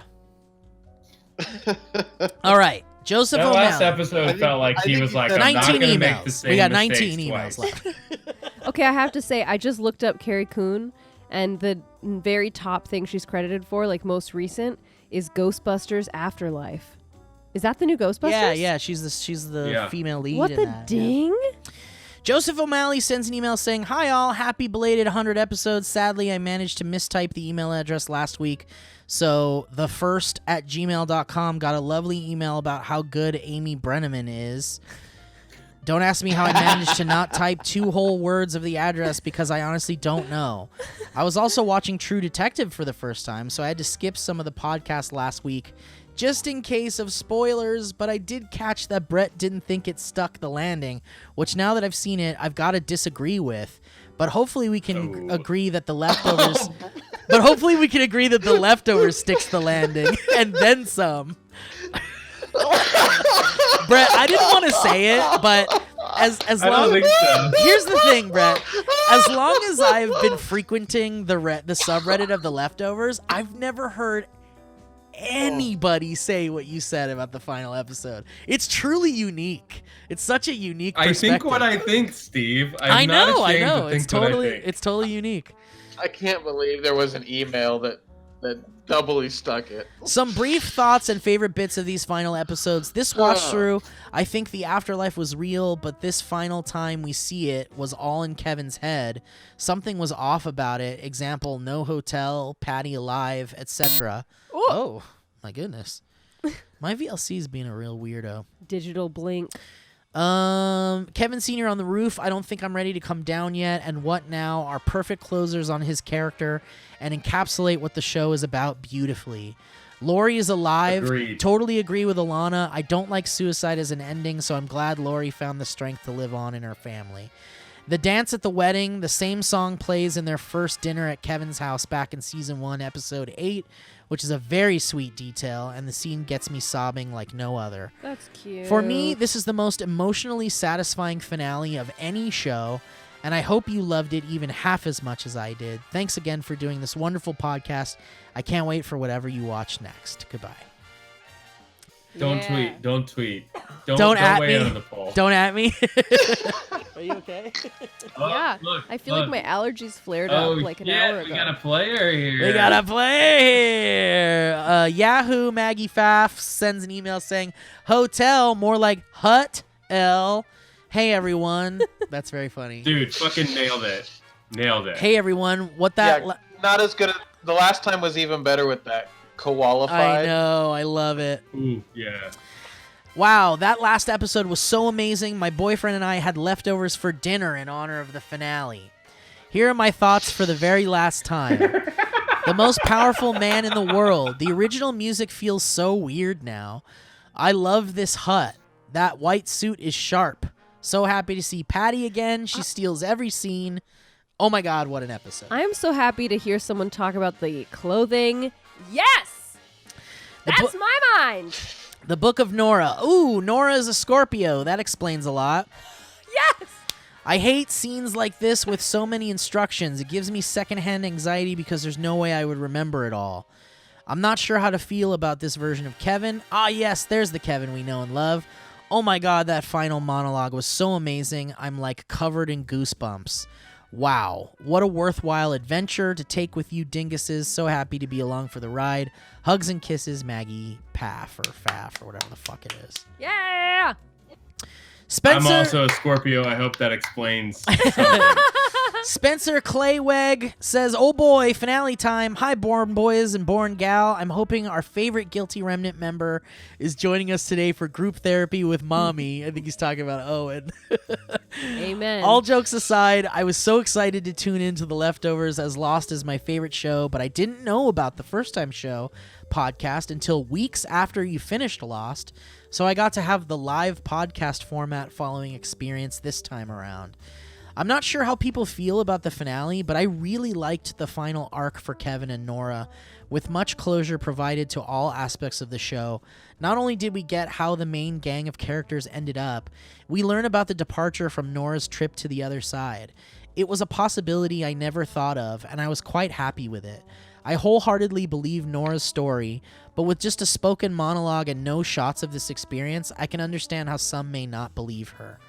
Thanks for all the fun clips from Jackpot to You Want to Make a Bird, Take a Bird with You. Can't wait to go through what is next for the First Time Show. Spencer Clayweg. P.S. Every day driving to my office, I think of Steve and the Valley Folk Boys because it is located literally half a block or so away from the Valley Folk office. Whoa, so thanks for being a don't part tell of the my location. daily commute. Oh, creepy. Thanks for sending the email, Spencer. Don't send anything else. You, Jerry, Dangerous. sends an email saying, "Only 2 clips this time. Hey, Steve, Brett, Alana, and hopefully Cigarette Man. I love some clips." Jackpot. And hopefully, let's see. And some thoughts. Wasn't it great how confused Kevin's looked throughout the whole first episode? And seeing Patty again was awesome. We got another Kevin. Yes, Yep, we yep. did. And Brett got us that clip, and here it is. Kevin. That was a little Kevin. How about a bigger one? What do you got? You got a bigger Kevin for us? Kevin. Well, that was That's the very same big. Kevin. Excuse me. Kevin. Excuse me. Kevin. No, that's not what I'm asking Kevin. for. No, I don't want you to get quieter. Kevin. No, that's enough of that. Kevin. I was hoping for a big one when things started to get Kevin? heated about DEFCON 4 or whatever she wanted him to go to. Wait, let me try I this. thought she was gonna yell Kevin. I was so ready for it. Let me try this, Kevin. Kevin? And then this one. Kevin. All right. Hey, Steve, Brett, and Alana, let's see. Anyways, I've got a question for all of you about the ending. Did you believe Nora's story? I think the line earlier in the episode that said, I'm not trying to sell you anything, it's just a nicer story, heavily implies that Nora was doing the same thing. Of course, it doesn't really matter whether it was true or not, just that Kevin believed it and that they were happy in the end. But it's fun to discuss. Did we say whether we believe or not? Yeah. I believe it. I believe it, too. I said yes. I think we all believe it. Yeah, I think we all believe it. Yeah. I have two reasons: her performance, and that the hotel was real. Yep. Yeah. Until the next show, please let me hear that specific powerful honk that made me laugh so much last week. You mean when Steve farted in his sleep against the wall? Shit, where did I put it? I just and put it woke into... everyone up? Oh, yeah. I farted against the wall the other night, and it woke me up for a split second. It woke him up hard. It woke me up hard. Yeah, it was a big, ridiculous It was fart. so loud, it sounded like waking up in the middle of the worst earthquake or something. It sounded like something just slapped a wall. I don't know where I put it. It's gone. Here it is. Rest in peace, Mr. Fuzzy. Mr. Funny. Mr. Funny. Tries Mr. Fucking Funny. Let's see. All right, here's his clips. This one's called Patty. I wish the circumstances were different, but it appears the shit has hit the fan, sir. That's great. And then here's the next clip. You want some tea? Dude, I thought about pulling both. Wait. There was a little part at the end. Hang on. You want some tea? What?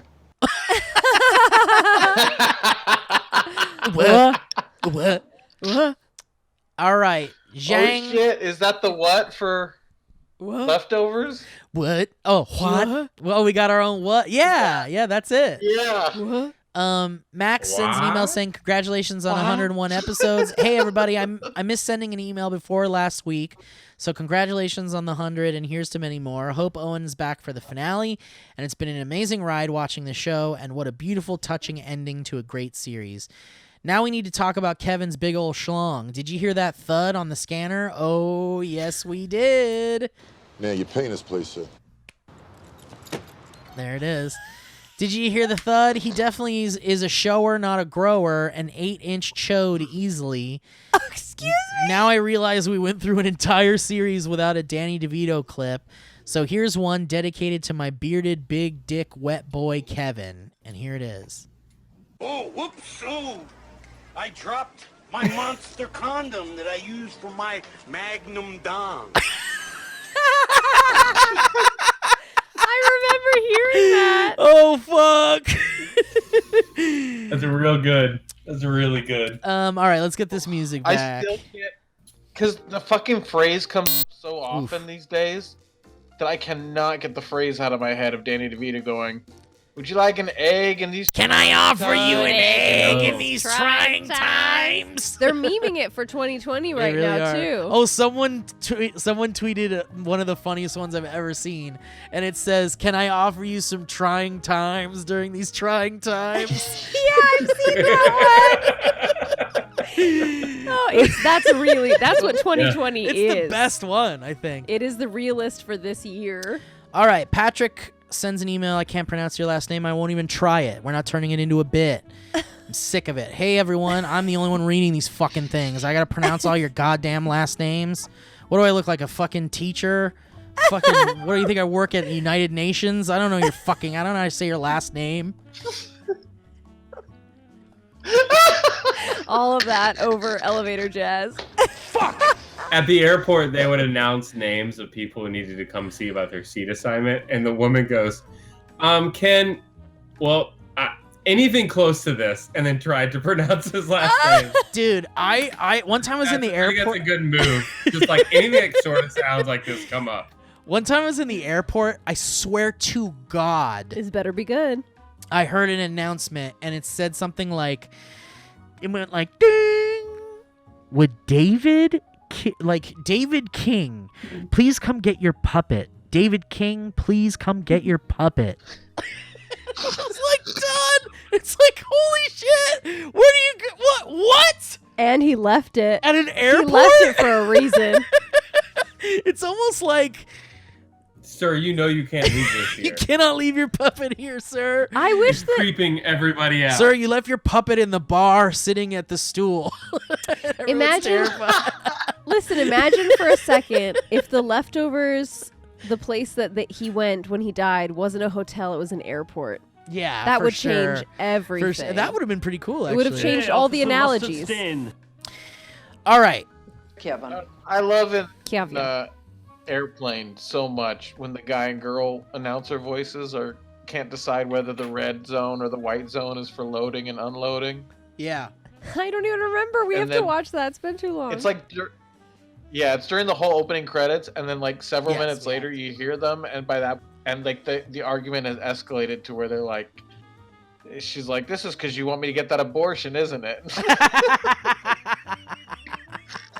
Yeah, exactly. yes. They have like a little argument, yeah. Speaking of abortions, everybody vote for Biden. It's better than Trump. Please, dear All right, Lord. Patrick says, "Hey everyone, and greetings from Croatia." 14 emails left, guys. 14 emails. I am longtime fan. This is my first time writing in. 14 fucking emails.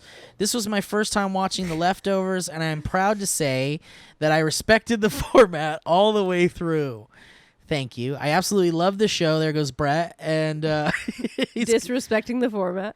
Blue has a letter for him. This was my first time watching Leftovers, and I'm proud to say that I respected the format all the way through. I absolutely love the show, and I'm already rewatching it with my mom. Wow. Whoa. Some awkward scenes there with mom. Yeah, I didn't expect mom. A few thoughts on the finale. When it comes to the very ending, I personally believe Nora was lying to Kevin and she never went through. When she got locked in the bathroom, she started panicking, even though she had no problem with being in that box when she first met Wow. the scientist. Yeah, she was older, though. That's also, interesting. and she was alone. No one could actually come Because you can help play her. that quite a few directions as to how you take that mentally. I just think they plant a lot of misdirection. Yeah, and they they- plant a lot of absolutely. they just, and I think it's all on purpose. But too. because you can take that scene also as her starting to resign about being so obsessive about being alone and not Yeah. letting him in, to being like, okay, well, being alone isn't that great anymore. Maybe I should let him back in. Right. Which is how I took it. Pretty obvious though. So Let's see. She had no problem being the scientist. She had the no problem being a machine, scientist. which makes me believe she got scared at the last second and asked them to stop. Before going in, she even asks Matt what he's going to tell people about what happened, to which she answers, "Whatever you want me to." When it comes to her story, I believe even though it was made up, it is what actually happened to the departed, and the writers gave us the real answer within a lie. Hope the email is not too long. Much love, Patrick. Well, with all they planned to show with the fucking other side and the baby and shit, it seems like they really did make it that 99% of the world fucking disappeared in the other side. 98, yeah. Daniela C says, "Hi, BBs. I hope you're doing well. Quick story. I live in Melbourne, a.k.a. land of the upcoming flood and Kevin's new afterlife. I caught up with The Leftovers after Season 2 was finished and was waiting for Season 3. One day, I hadn't watched the show yet. I was walking through the park on my way to uni when I see a bunch of people dressed in white and TV cameras and thought, another weird-ass protest. A year later, I was watching episode 7 of season 3 where Kevin is giving his speech when I realized it was a familiar place. It turns out they were filming the scene when I walked by that day and I missed it. I regret that every damn day. My only consolation is that I graduated in that building, the one behind Kevin, in the same park last year. It wasn't as cool as having seen the cast and Justin, but it's something. One final thought, even though it's pretty clear Nora is lying, the ambiguity of the ending was perfect. I hope Alana mentioned lying as the theme of the episode. My goodness. Oh, I didn't even have themes for the last episode. It was too bulldozing That's my brain. interesting. Unnecessary. I'm pretty sure you He's guys. lying the What did you say? Two? What? Yeah, lying would be a theme. Good girl, baby. Whoa. I'm pretty sure you guys That's are two gonna. for lying. I'm pretty sure you guys are gonna watch Breaking Bad next. I watched the pilot years ago and didn't like it. I guess it's the perfect time to give it another go now that Melbourne is in lockdown again and there's not much to do. Thanks for the season. I loved it. P.S. I miss the horns. They crack me up every time in the lost season of the podcast. Steve, where are those horns at? Oh, Where are the horns? They're on Dynamic We're all Banter. worried. You should listen to that podcast. Corey Mueller says, final thoughts. What's up, fuckers? I We hope can't this isn't have too horns. long. I remember being kind of let down by the ending when I watched it when it You guys aired. also stole our cum. Yeah. It felt like they were compensating for viewers being upset with the ending of Lost by throwing in Nora's story at the end just to quickly answer our questions about The Departed. But he said the first time... And it worked. He said the first time he saw it. He said, after rewatching the show, I can see the theme of storytelling has an important presence throughout. Matt wrote his gospel about Kevin because Kevin was weird as fuck and did some cool things that couldn't be explained, similarly to how the Christian gospels were written about Jesus. Nora couldn't understand why her family and the rest of the 2% disappeared, so she made up a story, the Book of Nora, about traveling to the world where the departed ended up. Kevin really may not have truly believed her story in the end, but he believed that Nora finally got the closure she needed for losing her family. Overall, this is one of my favorite shows. I'm glad you chose to watch it for this insane podcast. Thanks for the hours of entertainment you have all provided over the years. Hashtag Brett, yes. Hashtag Owen's dead lung. Hashtag Kevin. She's not here, Kevin. Hashtag Goblet of Cum. Hashtag Watch Convoy next.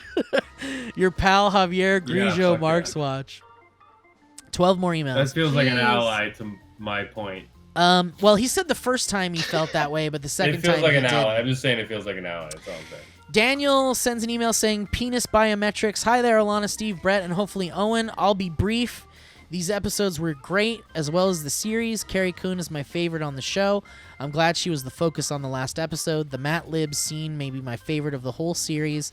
I love these two so much. My birthday's this weekend. I would love the clip, Fuck Your Daughter, from Nora to celebrate. We played it a lot in the first run of the show. We She's not here, Kevin. want to wish you a happy birthday. Where I hope is you're it? doing something that makes you just happy all You day and long. Justin Thoreau. Happy birthday. Oh, here it is. Oh, Fuck yeah. your daughter. Happy birthday, Daniel, and... Oh, fuck your daughter.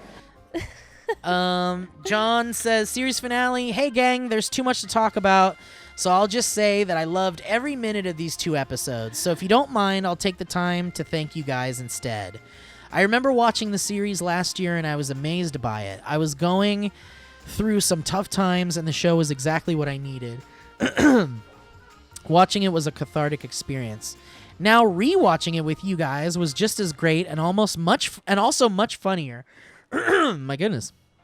I watched the series alone the first time, and had no one to talk to about it with, and hearing you guys and gals share your thoughts about it this time around was so much fun.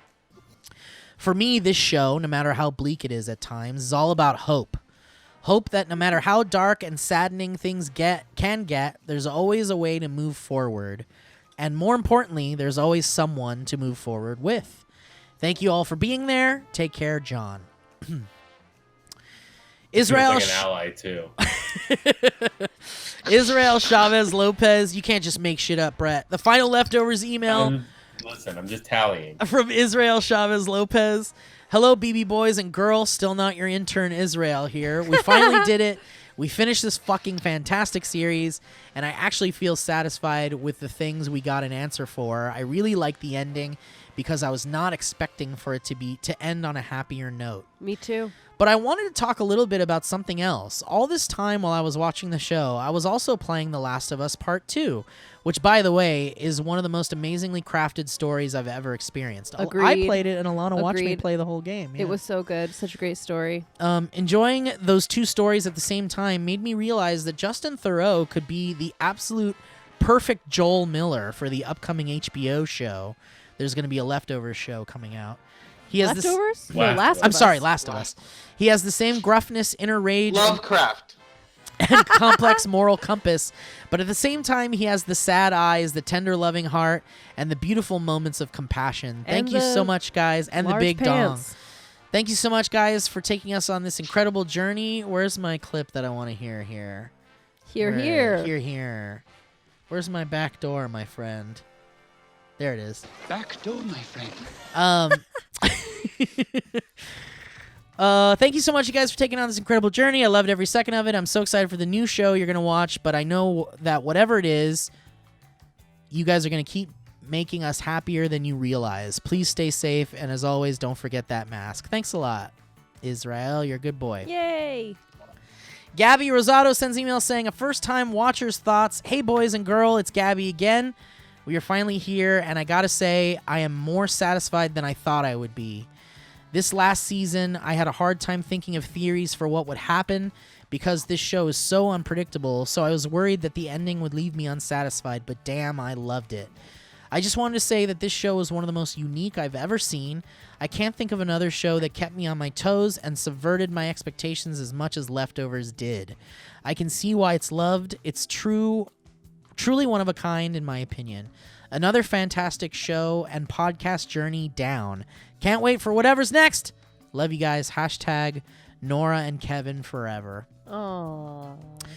Blake Cassie says, Leftovers finale. G'day, Melbourne.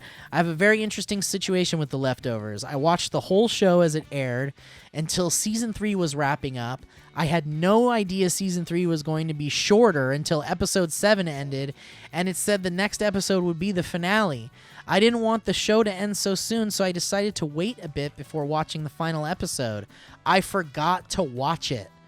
I've been rewatching alongside y'all, and I finally finished the show. It was meh. I give it a 4 out of 10. Just kidding. I love the show. I truly never thought they would have explained the blip. All right, see you boys next time. So close, Brett. You almost had Sorry, an ally Brett. in that one, Brett. Sorry, buddy. I want to know more about this guy's experience. Zishan sends email saying, hi, hopefully 3 boys and 1 girl or maybe a guest other than Owen finally. It's the episode 4 finale of the First Time Show. We didn't have any guests. We didn't have any guests, yeah. My favorite story arc this season were the shout-outs to this mysterious Bobby person. Yeah, Bobby! And Steve. Bobby! Hey, Bobby! Woo, woo, woo, woo! And Steve continually thinking that Israel Chavez Lopez is the intern by mistake every week. Hopefully we'll get closure to these plot points. Episode 7, no one but 2 dick thumps. Not 1, but 2 dick thumps. And I wanted to pull both clips, let the record I know. The show. second one had music going. I wanted both clips. The second one is louder, but there is music in the background, and it's awkward. This episode earned the show its only Emmy nomination and Dowd as Outstanding Guest Actress. That's it? That sucks. This might honestly be my favorite episode of the whole series. Absolutely balls to the wall bonkers with a masterclass of acting on display by Justin Theroux. Not 100% Wait, Carrie sure. Coons didn't get nominated for shit? Guess not. Jesus. Not 100% sure what the deal with the 2 Kevins is, though. Very interesting to hear you guys' thoughts. 2 different sides of his personality and his life and himself. Final episodes. That's a good question. What's your favorite episode of the International series? Assassin. Mine is the finale of season 2. Nice. Where he goes back to the hotel. So was Nora telling the truth? I'm leaning towards no, because of all the hints about lying in this episode, like the opening scene and Nora repeatedly asking Kevin to tell the truth. Yeah. She was also about to yell something, most likely stop, right as the water reached her neck after it was purposely made that way, sir. Please understand, this show was manufactured to confuse you. After the scientist showed Nora that she could still communicate with them, it's pretty clear to me that Nora was lying, but goddamn that would be, and you're also not wrong, but goddamn that would be so depressing. It means that Nora never actually got any closure and spent the last 10 years or so imagining this other world where 98% of the population disappeared as a coping mechanism. And the closure she settled for was Kevin believing her story that she made up. It's depressing as fuck. That's true. So I'd love to hear your arguments for her telling the truth, because I'd believe any somewhat decent one. If Nora was telling the truth, this would be a wholesome romantic ending. I read that Lindelof actually wanted to film the story Nora was telling. that he was all for the mirror universe since the beginning of the show. Does that factor into your interpretations of the final product at all? To me, it doesn't. The final product is what matters, and any ideas that the creators and writers had that didn't pan out are just that. Oh. The goat in the episode signified... Let me tell you why she's telling the truth. Because Kevin's the only one she could tell the truth to. That she knows he would believe it because of what he told her over the years. And that's why she so desperately needed him to be the real Kevin. And to tell the truth to her. That. So that she could finally tell him the truth, because she's probably not told anybody else. I get that. Yeah. That's what I think. The goat in the episode signified the greatest of all time status of the show. I was going to guess that as a joke. Ooh. Oh, okay. That's what I was saying. A very satisfying finale, more concrete than Lost, but strangely just as ambiguous. As for the show overall, it was amazing. Each season is better than the last.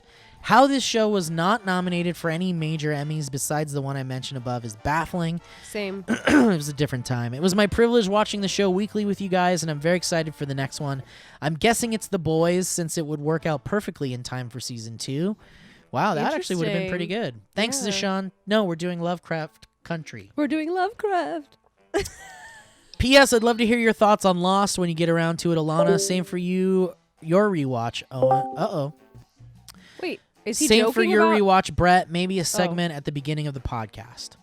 Oh, that's a creative thought. Roberto Abril. This is a very long email, my friend, but there's only 5 left. So, and it's 11 o'clock at night. Just start it and see if you need to finish it. Hello, Steve, Alana, Brett, and hopefully Owen. I'm writing this literally seconds after finishing the finale with tears still rolling down my face. This is my second time watching the show, and this time the finale just hit different. When I first watched it, I was able to appreciate only the coolness factor of the last 2 episodes, kind of like me. But I was a naive 21-year-old born boy back when I first watched it. This time around, even though I'm not that much older, I was extremely moved by the last episode. I'm reading a lot. I gotta drink a lot. No, I know. I'm just giving the sound effect. Kevin and Nora's last conversation was so beautiful. And to me, it perfectly encapsulated the value of trust in a relationship. Nora's story is so unbelievably surreal that even she did not expect Kevin, who fucking died and came back to life 4 times, to believe her. This show is absolutely one of the best love stories ever made.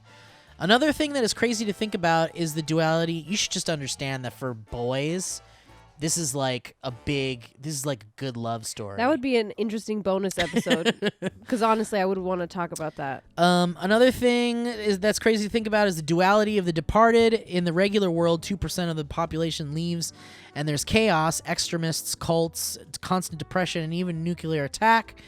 In the Departed world, 98% of the population departed, and they are just simply happy to have survived. Also explains why finally I think Carrie Coon deserves an Oscar. Well, an Oscar's okay, solely for the delivery of her story. The whole series depended. I'll explain to you what about Oscars later on the Oscar show. The whole series depended on that scene, and the fact that it was mostly just a close shot of Nora's face is so powerful. # Nora's face. The director could have chosen to cut to visuals of Nora naked in the parking lot, Nora standing on some ship on her way to see her kids, Nora finding her kids, and he etc. almost did. But that would have taken so much power away from the scene. The story just answers everything we wanted to know from the very beginning. Agreed. However, that leaves us with the final question that the show poses. Do you believe Nora? In Life After Love. Isn't it interesting how none of us cared if it was a lie or not? Because it's not about that. And I don't think it's interesting. I think it's accurate. It's accurate, yeah. The show's fucking beautiful, and it now has been promoted to my favorite show of all time. Whoa. When you guys started watching the show, I made one of my best friends watch it along with me after years of trying to get him to watch it. My friend is a huge philosophy nerd, and he's obsessed with the idea of religion, even though he's not religious at all. I knew he was going to like the show, but earlier today he texted me saying he watched the last 2 episodes, and this is now his favorite show as well. So mission accomplished. I will now start recruiting more members for the Church of Kevin. Anyways, sorry for the long email. I'm just very emotional right now. I'm excited to hear what y'all are going to watch next. Come, Roberto. All right, 5 more emails, guys. Katie Green, hi, everybody. I hope I'm not too late sending this. I love watching along with all of you, and I can't wait to hear your thoughts. I have a huge question that's been bugging me about the last episode ever since I finished it. Is Nora dead? The cut between her in the machine to her as an old lady seems strange. The cuts that happen when Kevin enters the afterlife are very similar, so I immediately thought the machine had killed her. There are little clues here and there, such as Kevin saying he met the bride and groom at the hotel bar, and some pieces still don't fit. I assume Nora is telling the truth about seeing her children, so maybe on her attempt to come back, the new machine is the one that killed her. She said she spent a lot of time in this other dimension, so that explains why her and Kevin are old. Lori seems old too, so maybe she didn't actually kill herself when she went scuba diving and died at some other point. Unless it's possible for people to continue to age in the afterlife, since we do see Patty at 2 different ages, adult and child. When we see Lori, she's holding a baby. Kevin later says Jill has had a daughter. Is it possible Jill's daughter died and is now in the afterlife with her grandmother? I think you're really reading too much into this, but it's interesting though. Kevin, I mean, this is what Lindelof does though. He makes you kind of try to connect everything and stuff. Wait, Brett, are you talking? I can't hear you. Brett, we cannot hear you. Can he hear us? Maybe he's making a phone call. We can't hear you. Maybe he's making a phone call? Or maybe he's talking to Jamie. I'm not alone, right? You guys can... I can't hear him. We cannot hear you still. Owen, can you hear him? Owen can hear him? Oh. Owen, can you hear us? Owen, can you talk? Oh, shit. Maybe they can't hear us. Try talking, Owen. Did you guys go to the other side? I can't hear either of them. Can you guys... We can't hear you and you can't hear us? We're the Leftovers! Who's on which side? Oh, God. What a perfect time to have a fucking problem. Wait, Owen, you try talk too. I can't hear either of them. Oh, boy. All right, we'll keep reading the email and then, you know... I guess I will keep reading I have no the email. idea. He says keep reading it, or Brett says keep reading it. Oh, God. What is today? What is happening? Oh my God. This is the fucking cursed episode of First Time Show. Owen. Now we can hear you. Owen. Can you hear us now? What? Owen, we can hear you now. You can hear me now. Brett, try talking. How about me? Now we hear you. Yeah, can you hear me? Yeah, I don't know. Okay. Oh, great. wait. I don't know what the fuck Brett had happened. something to say about the email. Go Okay. ahead. This is a good podcast. What I was saying was I thought that Kevin, It's a I great thought that Nora was dead when Kevin talked about having a major heart attack. Oh, shit. Because I was like, oh, Kevin fucking died from a heart attack and now they're together in this. What's happening back there? In Nora's post. What? What are you pointing at, Owen? They were having sex in the airport bathroom. Oh, nice. Oh, is But you this can why still it's hear a me? guy's ideal Yes. relationship? Yes. Okay, I'm gonna be quiet now. Finish the emails. Oh my God. This is gonna be longer than the Watchmen podcast, the Watchmen movie podcast. All right. Well, don't choke Thank you, yourself up. Katie, for your email. Ralph sends an email saying, or Rafe, maybe? Hi, Brett, Probably Alana, Raph. Steve, and maybe I was Owen. wondering if it was Ralph. I know. Firstly, wanted to thank you all for keeping us entertained in these unfortunate times. Secondly, wow, what an ending. I loved it. Loved how they told us what happened to the departed, but it's not why it happened. I love the characters, the cast, and the overall direction. It was all just amazing. A little history of me and the Leftovers. I initially watched the first 2 episodes when they premiered in Australia. Was interesting, but not enough to continue. Watched the first episode of season 2 and really enjoyed it, but again, never continued. Remember the advertising season 3 set here in Melbourne, Australia, but never got around to watching the show in its entirety. Can't believe it wasn't for this if it wasn't for this podcast, I might have never watched this show. So again, thanks. Been listening since day 1. Please allow Alana to share her thoughts on Lost, even if just one podcast. We lost Alana again, or Owen, I guess. No. We lost Owen. Even if just one podcast episode for an entire season. Hashtag Brett, yes. Hashtag I, me uncle. Hashtag heh. Hashtag jackpot. Hashtag Kevin. I don't feel like a lot of people are gonna go there with me on the ending. I'm realizing from all these emails. O'Sheen sends an email saying, Hey, ladies and babies, because this is my first time seeing the finale of The Leftovers and I can't really have discussions at the water cooler about it due to social distancing, I decided to hit up Omegle and have a cheeky little chat with the boys on there about the show. I recorded it so that all the listeners could experience this water cooler discussion the same way I did. I hope you all enjoy. All right, well, let's listen to that. Have a good one, guys. See ya. Hashtag Sliz. What if this is like 40 minutes? Good, how are you? Do twins have the same penises? No. You sure? Positive. I was pretty certain they had the same ones. Well, it depends if they're identical or not. Yeah, so identical twins have the same penises? I wouldn't say so, no. Maybe. They have different lives. Twins. I don't know. I'm doing a survey for school. Oh, yeah. You know, with social distancing and everything, I can't ask people in person, so I came on here. You guys are like not helpful even a little bit. What's going on? What's going on, bro? Do you think it's creepy to stalk someone to Australia so you can get a piece of sliz one last time? I'm from Australia, so. Okay, but do you think it's creepy? What do you want? What do you need? To stalk someone to Australia? I'm trying to get some sliz one last time. And, Sliz. You know what sliz is. I actually don't know what sliz is. A little bit of that. Oh, yeah. You know? Is it creepy if I follow someone to Australia? Pretend I never met them? Try and get some sliz? Not really. Not really. I wouldn't call it creepy. Okay. But I mean, they don't want to speak to me. That is creepy. If I follow them over, is that okay? Yeah, fuck it. Just Hell yeah. Don't get caught by the cops and you're chilling. Hell yeah. That's what I'm talking about. So where are you from, bro? I'm from Ireland. We're just sitting here fucking chilling, to be honest. Yeah, same. I have another question for you if you're good to answer it. Yeah, I'm chilling. But first time I haven't seen a fucking cock. Yeah. Seen like cock. Speaking of, do you think identical twins have the same penises? All right, that's enough. I love it. Thank you, Oshin. Can we make this a thing? Oshin, will you ask weird questions about every episode and send us a little clip? Owen, are you going outside?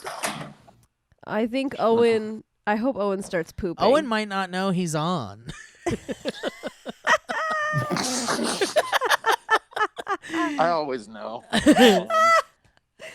Just like Jesus. All right, guys, the final email. Oshin, I'm not kidding. Keep it to 30 seconds, but please. KG sends Maybe a our minute. final email saying, hey there, baby boys and girl, and hopefully Owen. Man, this first episode was nuts in the best way possible. Kevin spewing up water reminded me of Elliot's water in his mouth bit. It cracked me up so much. I swear every minute of this episode I literally said out loud, oh shit. All the scenes with Patty, Meg coming back as vice president, Meg explaining how they have to kill the volunteer in order to access the launch key to the nukes. And can I say, Justin Theroux's reaction acting is brilliant. From him getting slapped by Patty to her telling him they're going to vaporize everyone on the planet, my mouth was dropped. Can I tell you my favorite moment is when he grabs the glasses off Patty's face and she's breaks just like... It's so good. This was hands down one of my top 3 favorite episodes of the show. The very last episode was so heavy and emotional, I can't even express in words how I felt by the end. I just had to take a minute and sit through the end credits and reflect on what I had just watched. Thinking back to the start of the series and what an absolute journey it's been, there's so much to unpack. I would say a great deal of this show is about hope and belief, fear and desire for truth. I can honestly go on and on about the characters and breaking down their story arcs, but this email would just be way too long. I won't do that to Steve because you gotta respect the format. I love that I was able to watch along with you guys. It truly made the experience feel so much richer. To Alana, Brett, and my main boy, baby Steve, thank you. And shout out to Owen for coming back every now and then. Much love, KG. Yay! Thanks, KG. Whew. All right. Fuck, we did it. This one wasn't so bad. 2 hours? A party? Plus the hour we lost. The first hour. Oh, yeah, that's right. Well, let's just chalk that up to hanging out. All right, guys, thank you so much for being a part of this wonderful journey through The Leftovers. I'm so glad we watched it. I fucking love it so much. I will always love it. I can't wait to watch it again someday. My mind was changed. It was good. I was so fearful. Good. But I glad was you happy enjoyed by the end of it for sure. Before we have our closing thoughts, I just want to say thank you for joining us, and thank you for following us on Instagram, First Time Show, and on Twitter, The First Time Show. And thank you for all your emails, everyone who sent in an email, even the super long ones. We appreciate your listenership and your attempt to get an email on the show, even if it was way too fucking long. But we do appreciate you, and we thank you for listening to the show, subscribing to the Valley It was a Cast. good group this time around. It was a great group. I like your guys' emails. It felt very much like the Lost season. I like how it's different for each show, though. It's kind of a different batch of people that kind of. Well, this will be interesting because this is the first time we are finishing a show and going right into another show the next week. I know. Normally, I'd be like, "All right, we're going on hiatus. I guess we'll be back when we're back." But we're really experimenting with doing another. I mean, the last time we tried to do this, it didn't work out so well, and it's always a crapshoot to go into a show that. We did. No, the last time it worked out. No, I'm talking about. It didn't. That's what I was talking about. I meant. Yeah. Watchmen was already good. We were already watching it. We jumped in like midway through the first season or the first couple episodes or whatever. But Castle Rock was so bad, and we really took a chance trying to make it work. I And, mean, it could happen again. Lovecraft could do that, JFK too. one. This is what the whole thing Was I'm good. trying to say is that we're really taking a chance with the show with Lovecraft Country, but it looks so cool and really good, and I think it's I'm so excited. an Good important people. time to see something like that and address some terrible shit in H.P. Lovecraft's history. Apparently, the man was a And terrible see some racist. monsters. And see some monsters and shit. And listen, I still haven't watched any trailer, any teaser. Zero, neither. I've seen the poster. So I am jumping into this show completely fucking 100% blind. I haven't even seen the poster. I'm nervous it's going to be like too scary and monstery because that's like I don't want that. Well, if it is, Alana, I hate to suggest I don't think it will this, be. but- I've watched everything they've released. I don't think it's going to be too scary. If it's too like, creepy, I don't need it From in a my COVID spooky, life. I think it'll be scary from a social commentary perspective. Yeah, that's what I'm down for. The real horrors will be what's actually in real life. That The you should real- actually Yeah, be I'm super scared down of. for that. I'm hoping it's that. That's what it sounds like. All right, well, let's get out of here. Guys, thank you for listening.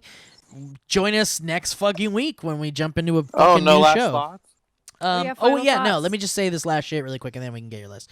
But meant- yes, so next week we're I wanted to hear everyone's kind of last two sentences. next week we're starting Lovecraft Country. It airs on Sunday. Watch along with us. I believe the episodes will go up on Mondays. Please send your emails to thefirsttimeshow@gmail.com. And so yeah, let's leave off with our final thoughts on the show. Alana, ladies first. What if we come back, but we don't say anything since we came back? Love it. Brett, final thoughts? I loved it. I think it's unlike anything I've ever seen before or will see again. I don't think it's better than Lost. Okay. And Owen? Well, Brett just answered one of my questions. It broke all the rules without ever losing its dramatic core, which is incredible. That's true. And even though it got silly as fuck in all the right spots, but then it's. Have you ever seen a show that all three seasons had their own look and were completely different from each other? Like color palette and everything? I thought that was so cool. No. Yeah, that's a good question. I don't think so. I don't think so. Like the snowy kind of leafless tree world in the beginning, and then Texas, and then all super saturated Australia, like cross-processed, whatever. Oh my God. So what's your rank? Lost, Leftovers, Watchmen. Oh yeah, I think so. But Watchmen gets a short end of the stick because it's only one I season. think Watchmen's my favorite. Watchmen's my favorite. Lost is definitely my favorite. Lost is my favorite forever. Far and away. Forever, yeah. Absolutely They're all- diehard Lost fan forever. For me it goes Lost, Leftovers, Watchmen, but Watchmen is so good and perfect in its own way. I think they're all the best in their genres. I feel like Yeah. Lost is the only one that if I never saw it again, I wouldn't be that upset. Wow, interesting. I haven't seen obviously all of Lost, but I did see a good at least 3 seasons, if not more. And based on that, I would say for me it would be Watchmen, Lost, and then Leftovers. Not because Leftovers isn't great, but you have to be something that I want to watch again to be a favorite of mine. And it was great, but I don't need to ever see it again. I mean, I'm kind of downplaying the importance of Lost in my life, I guess, because like it was several fucking years. All right. Well, listen. Thank you guys. Thank you, Owen, for showing up for the finale. I really appreciate it. Thank you for the good questions. Thank you for your final thoughts, your time.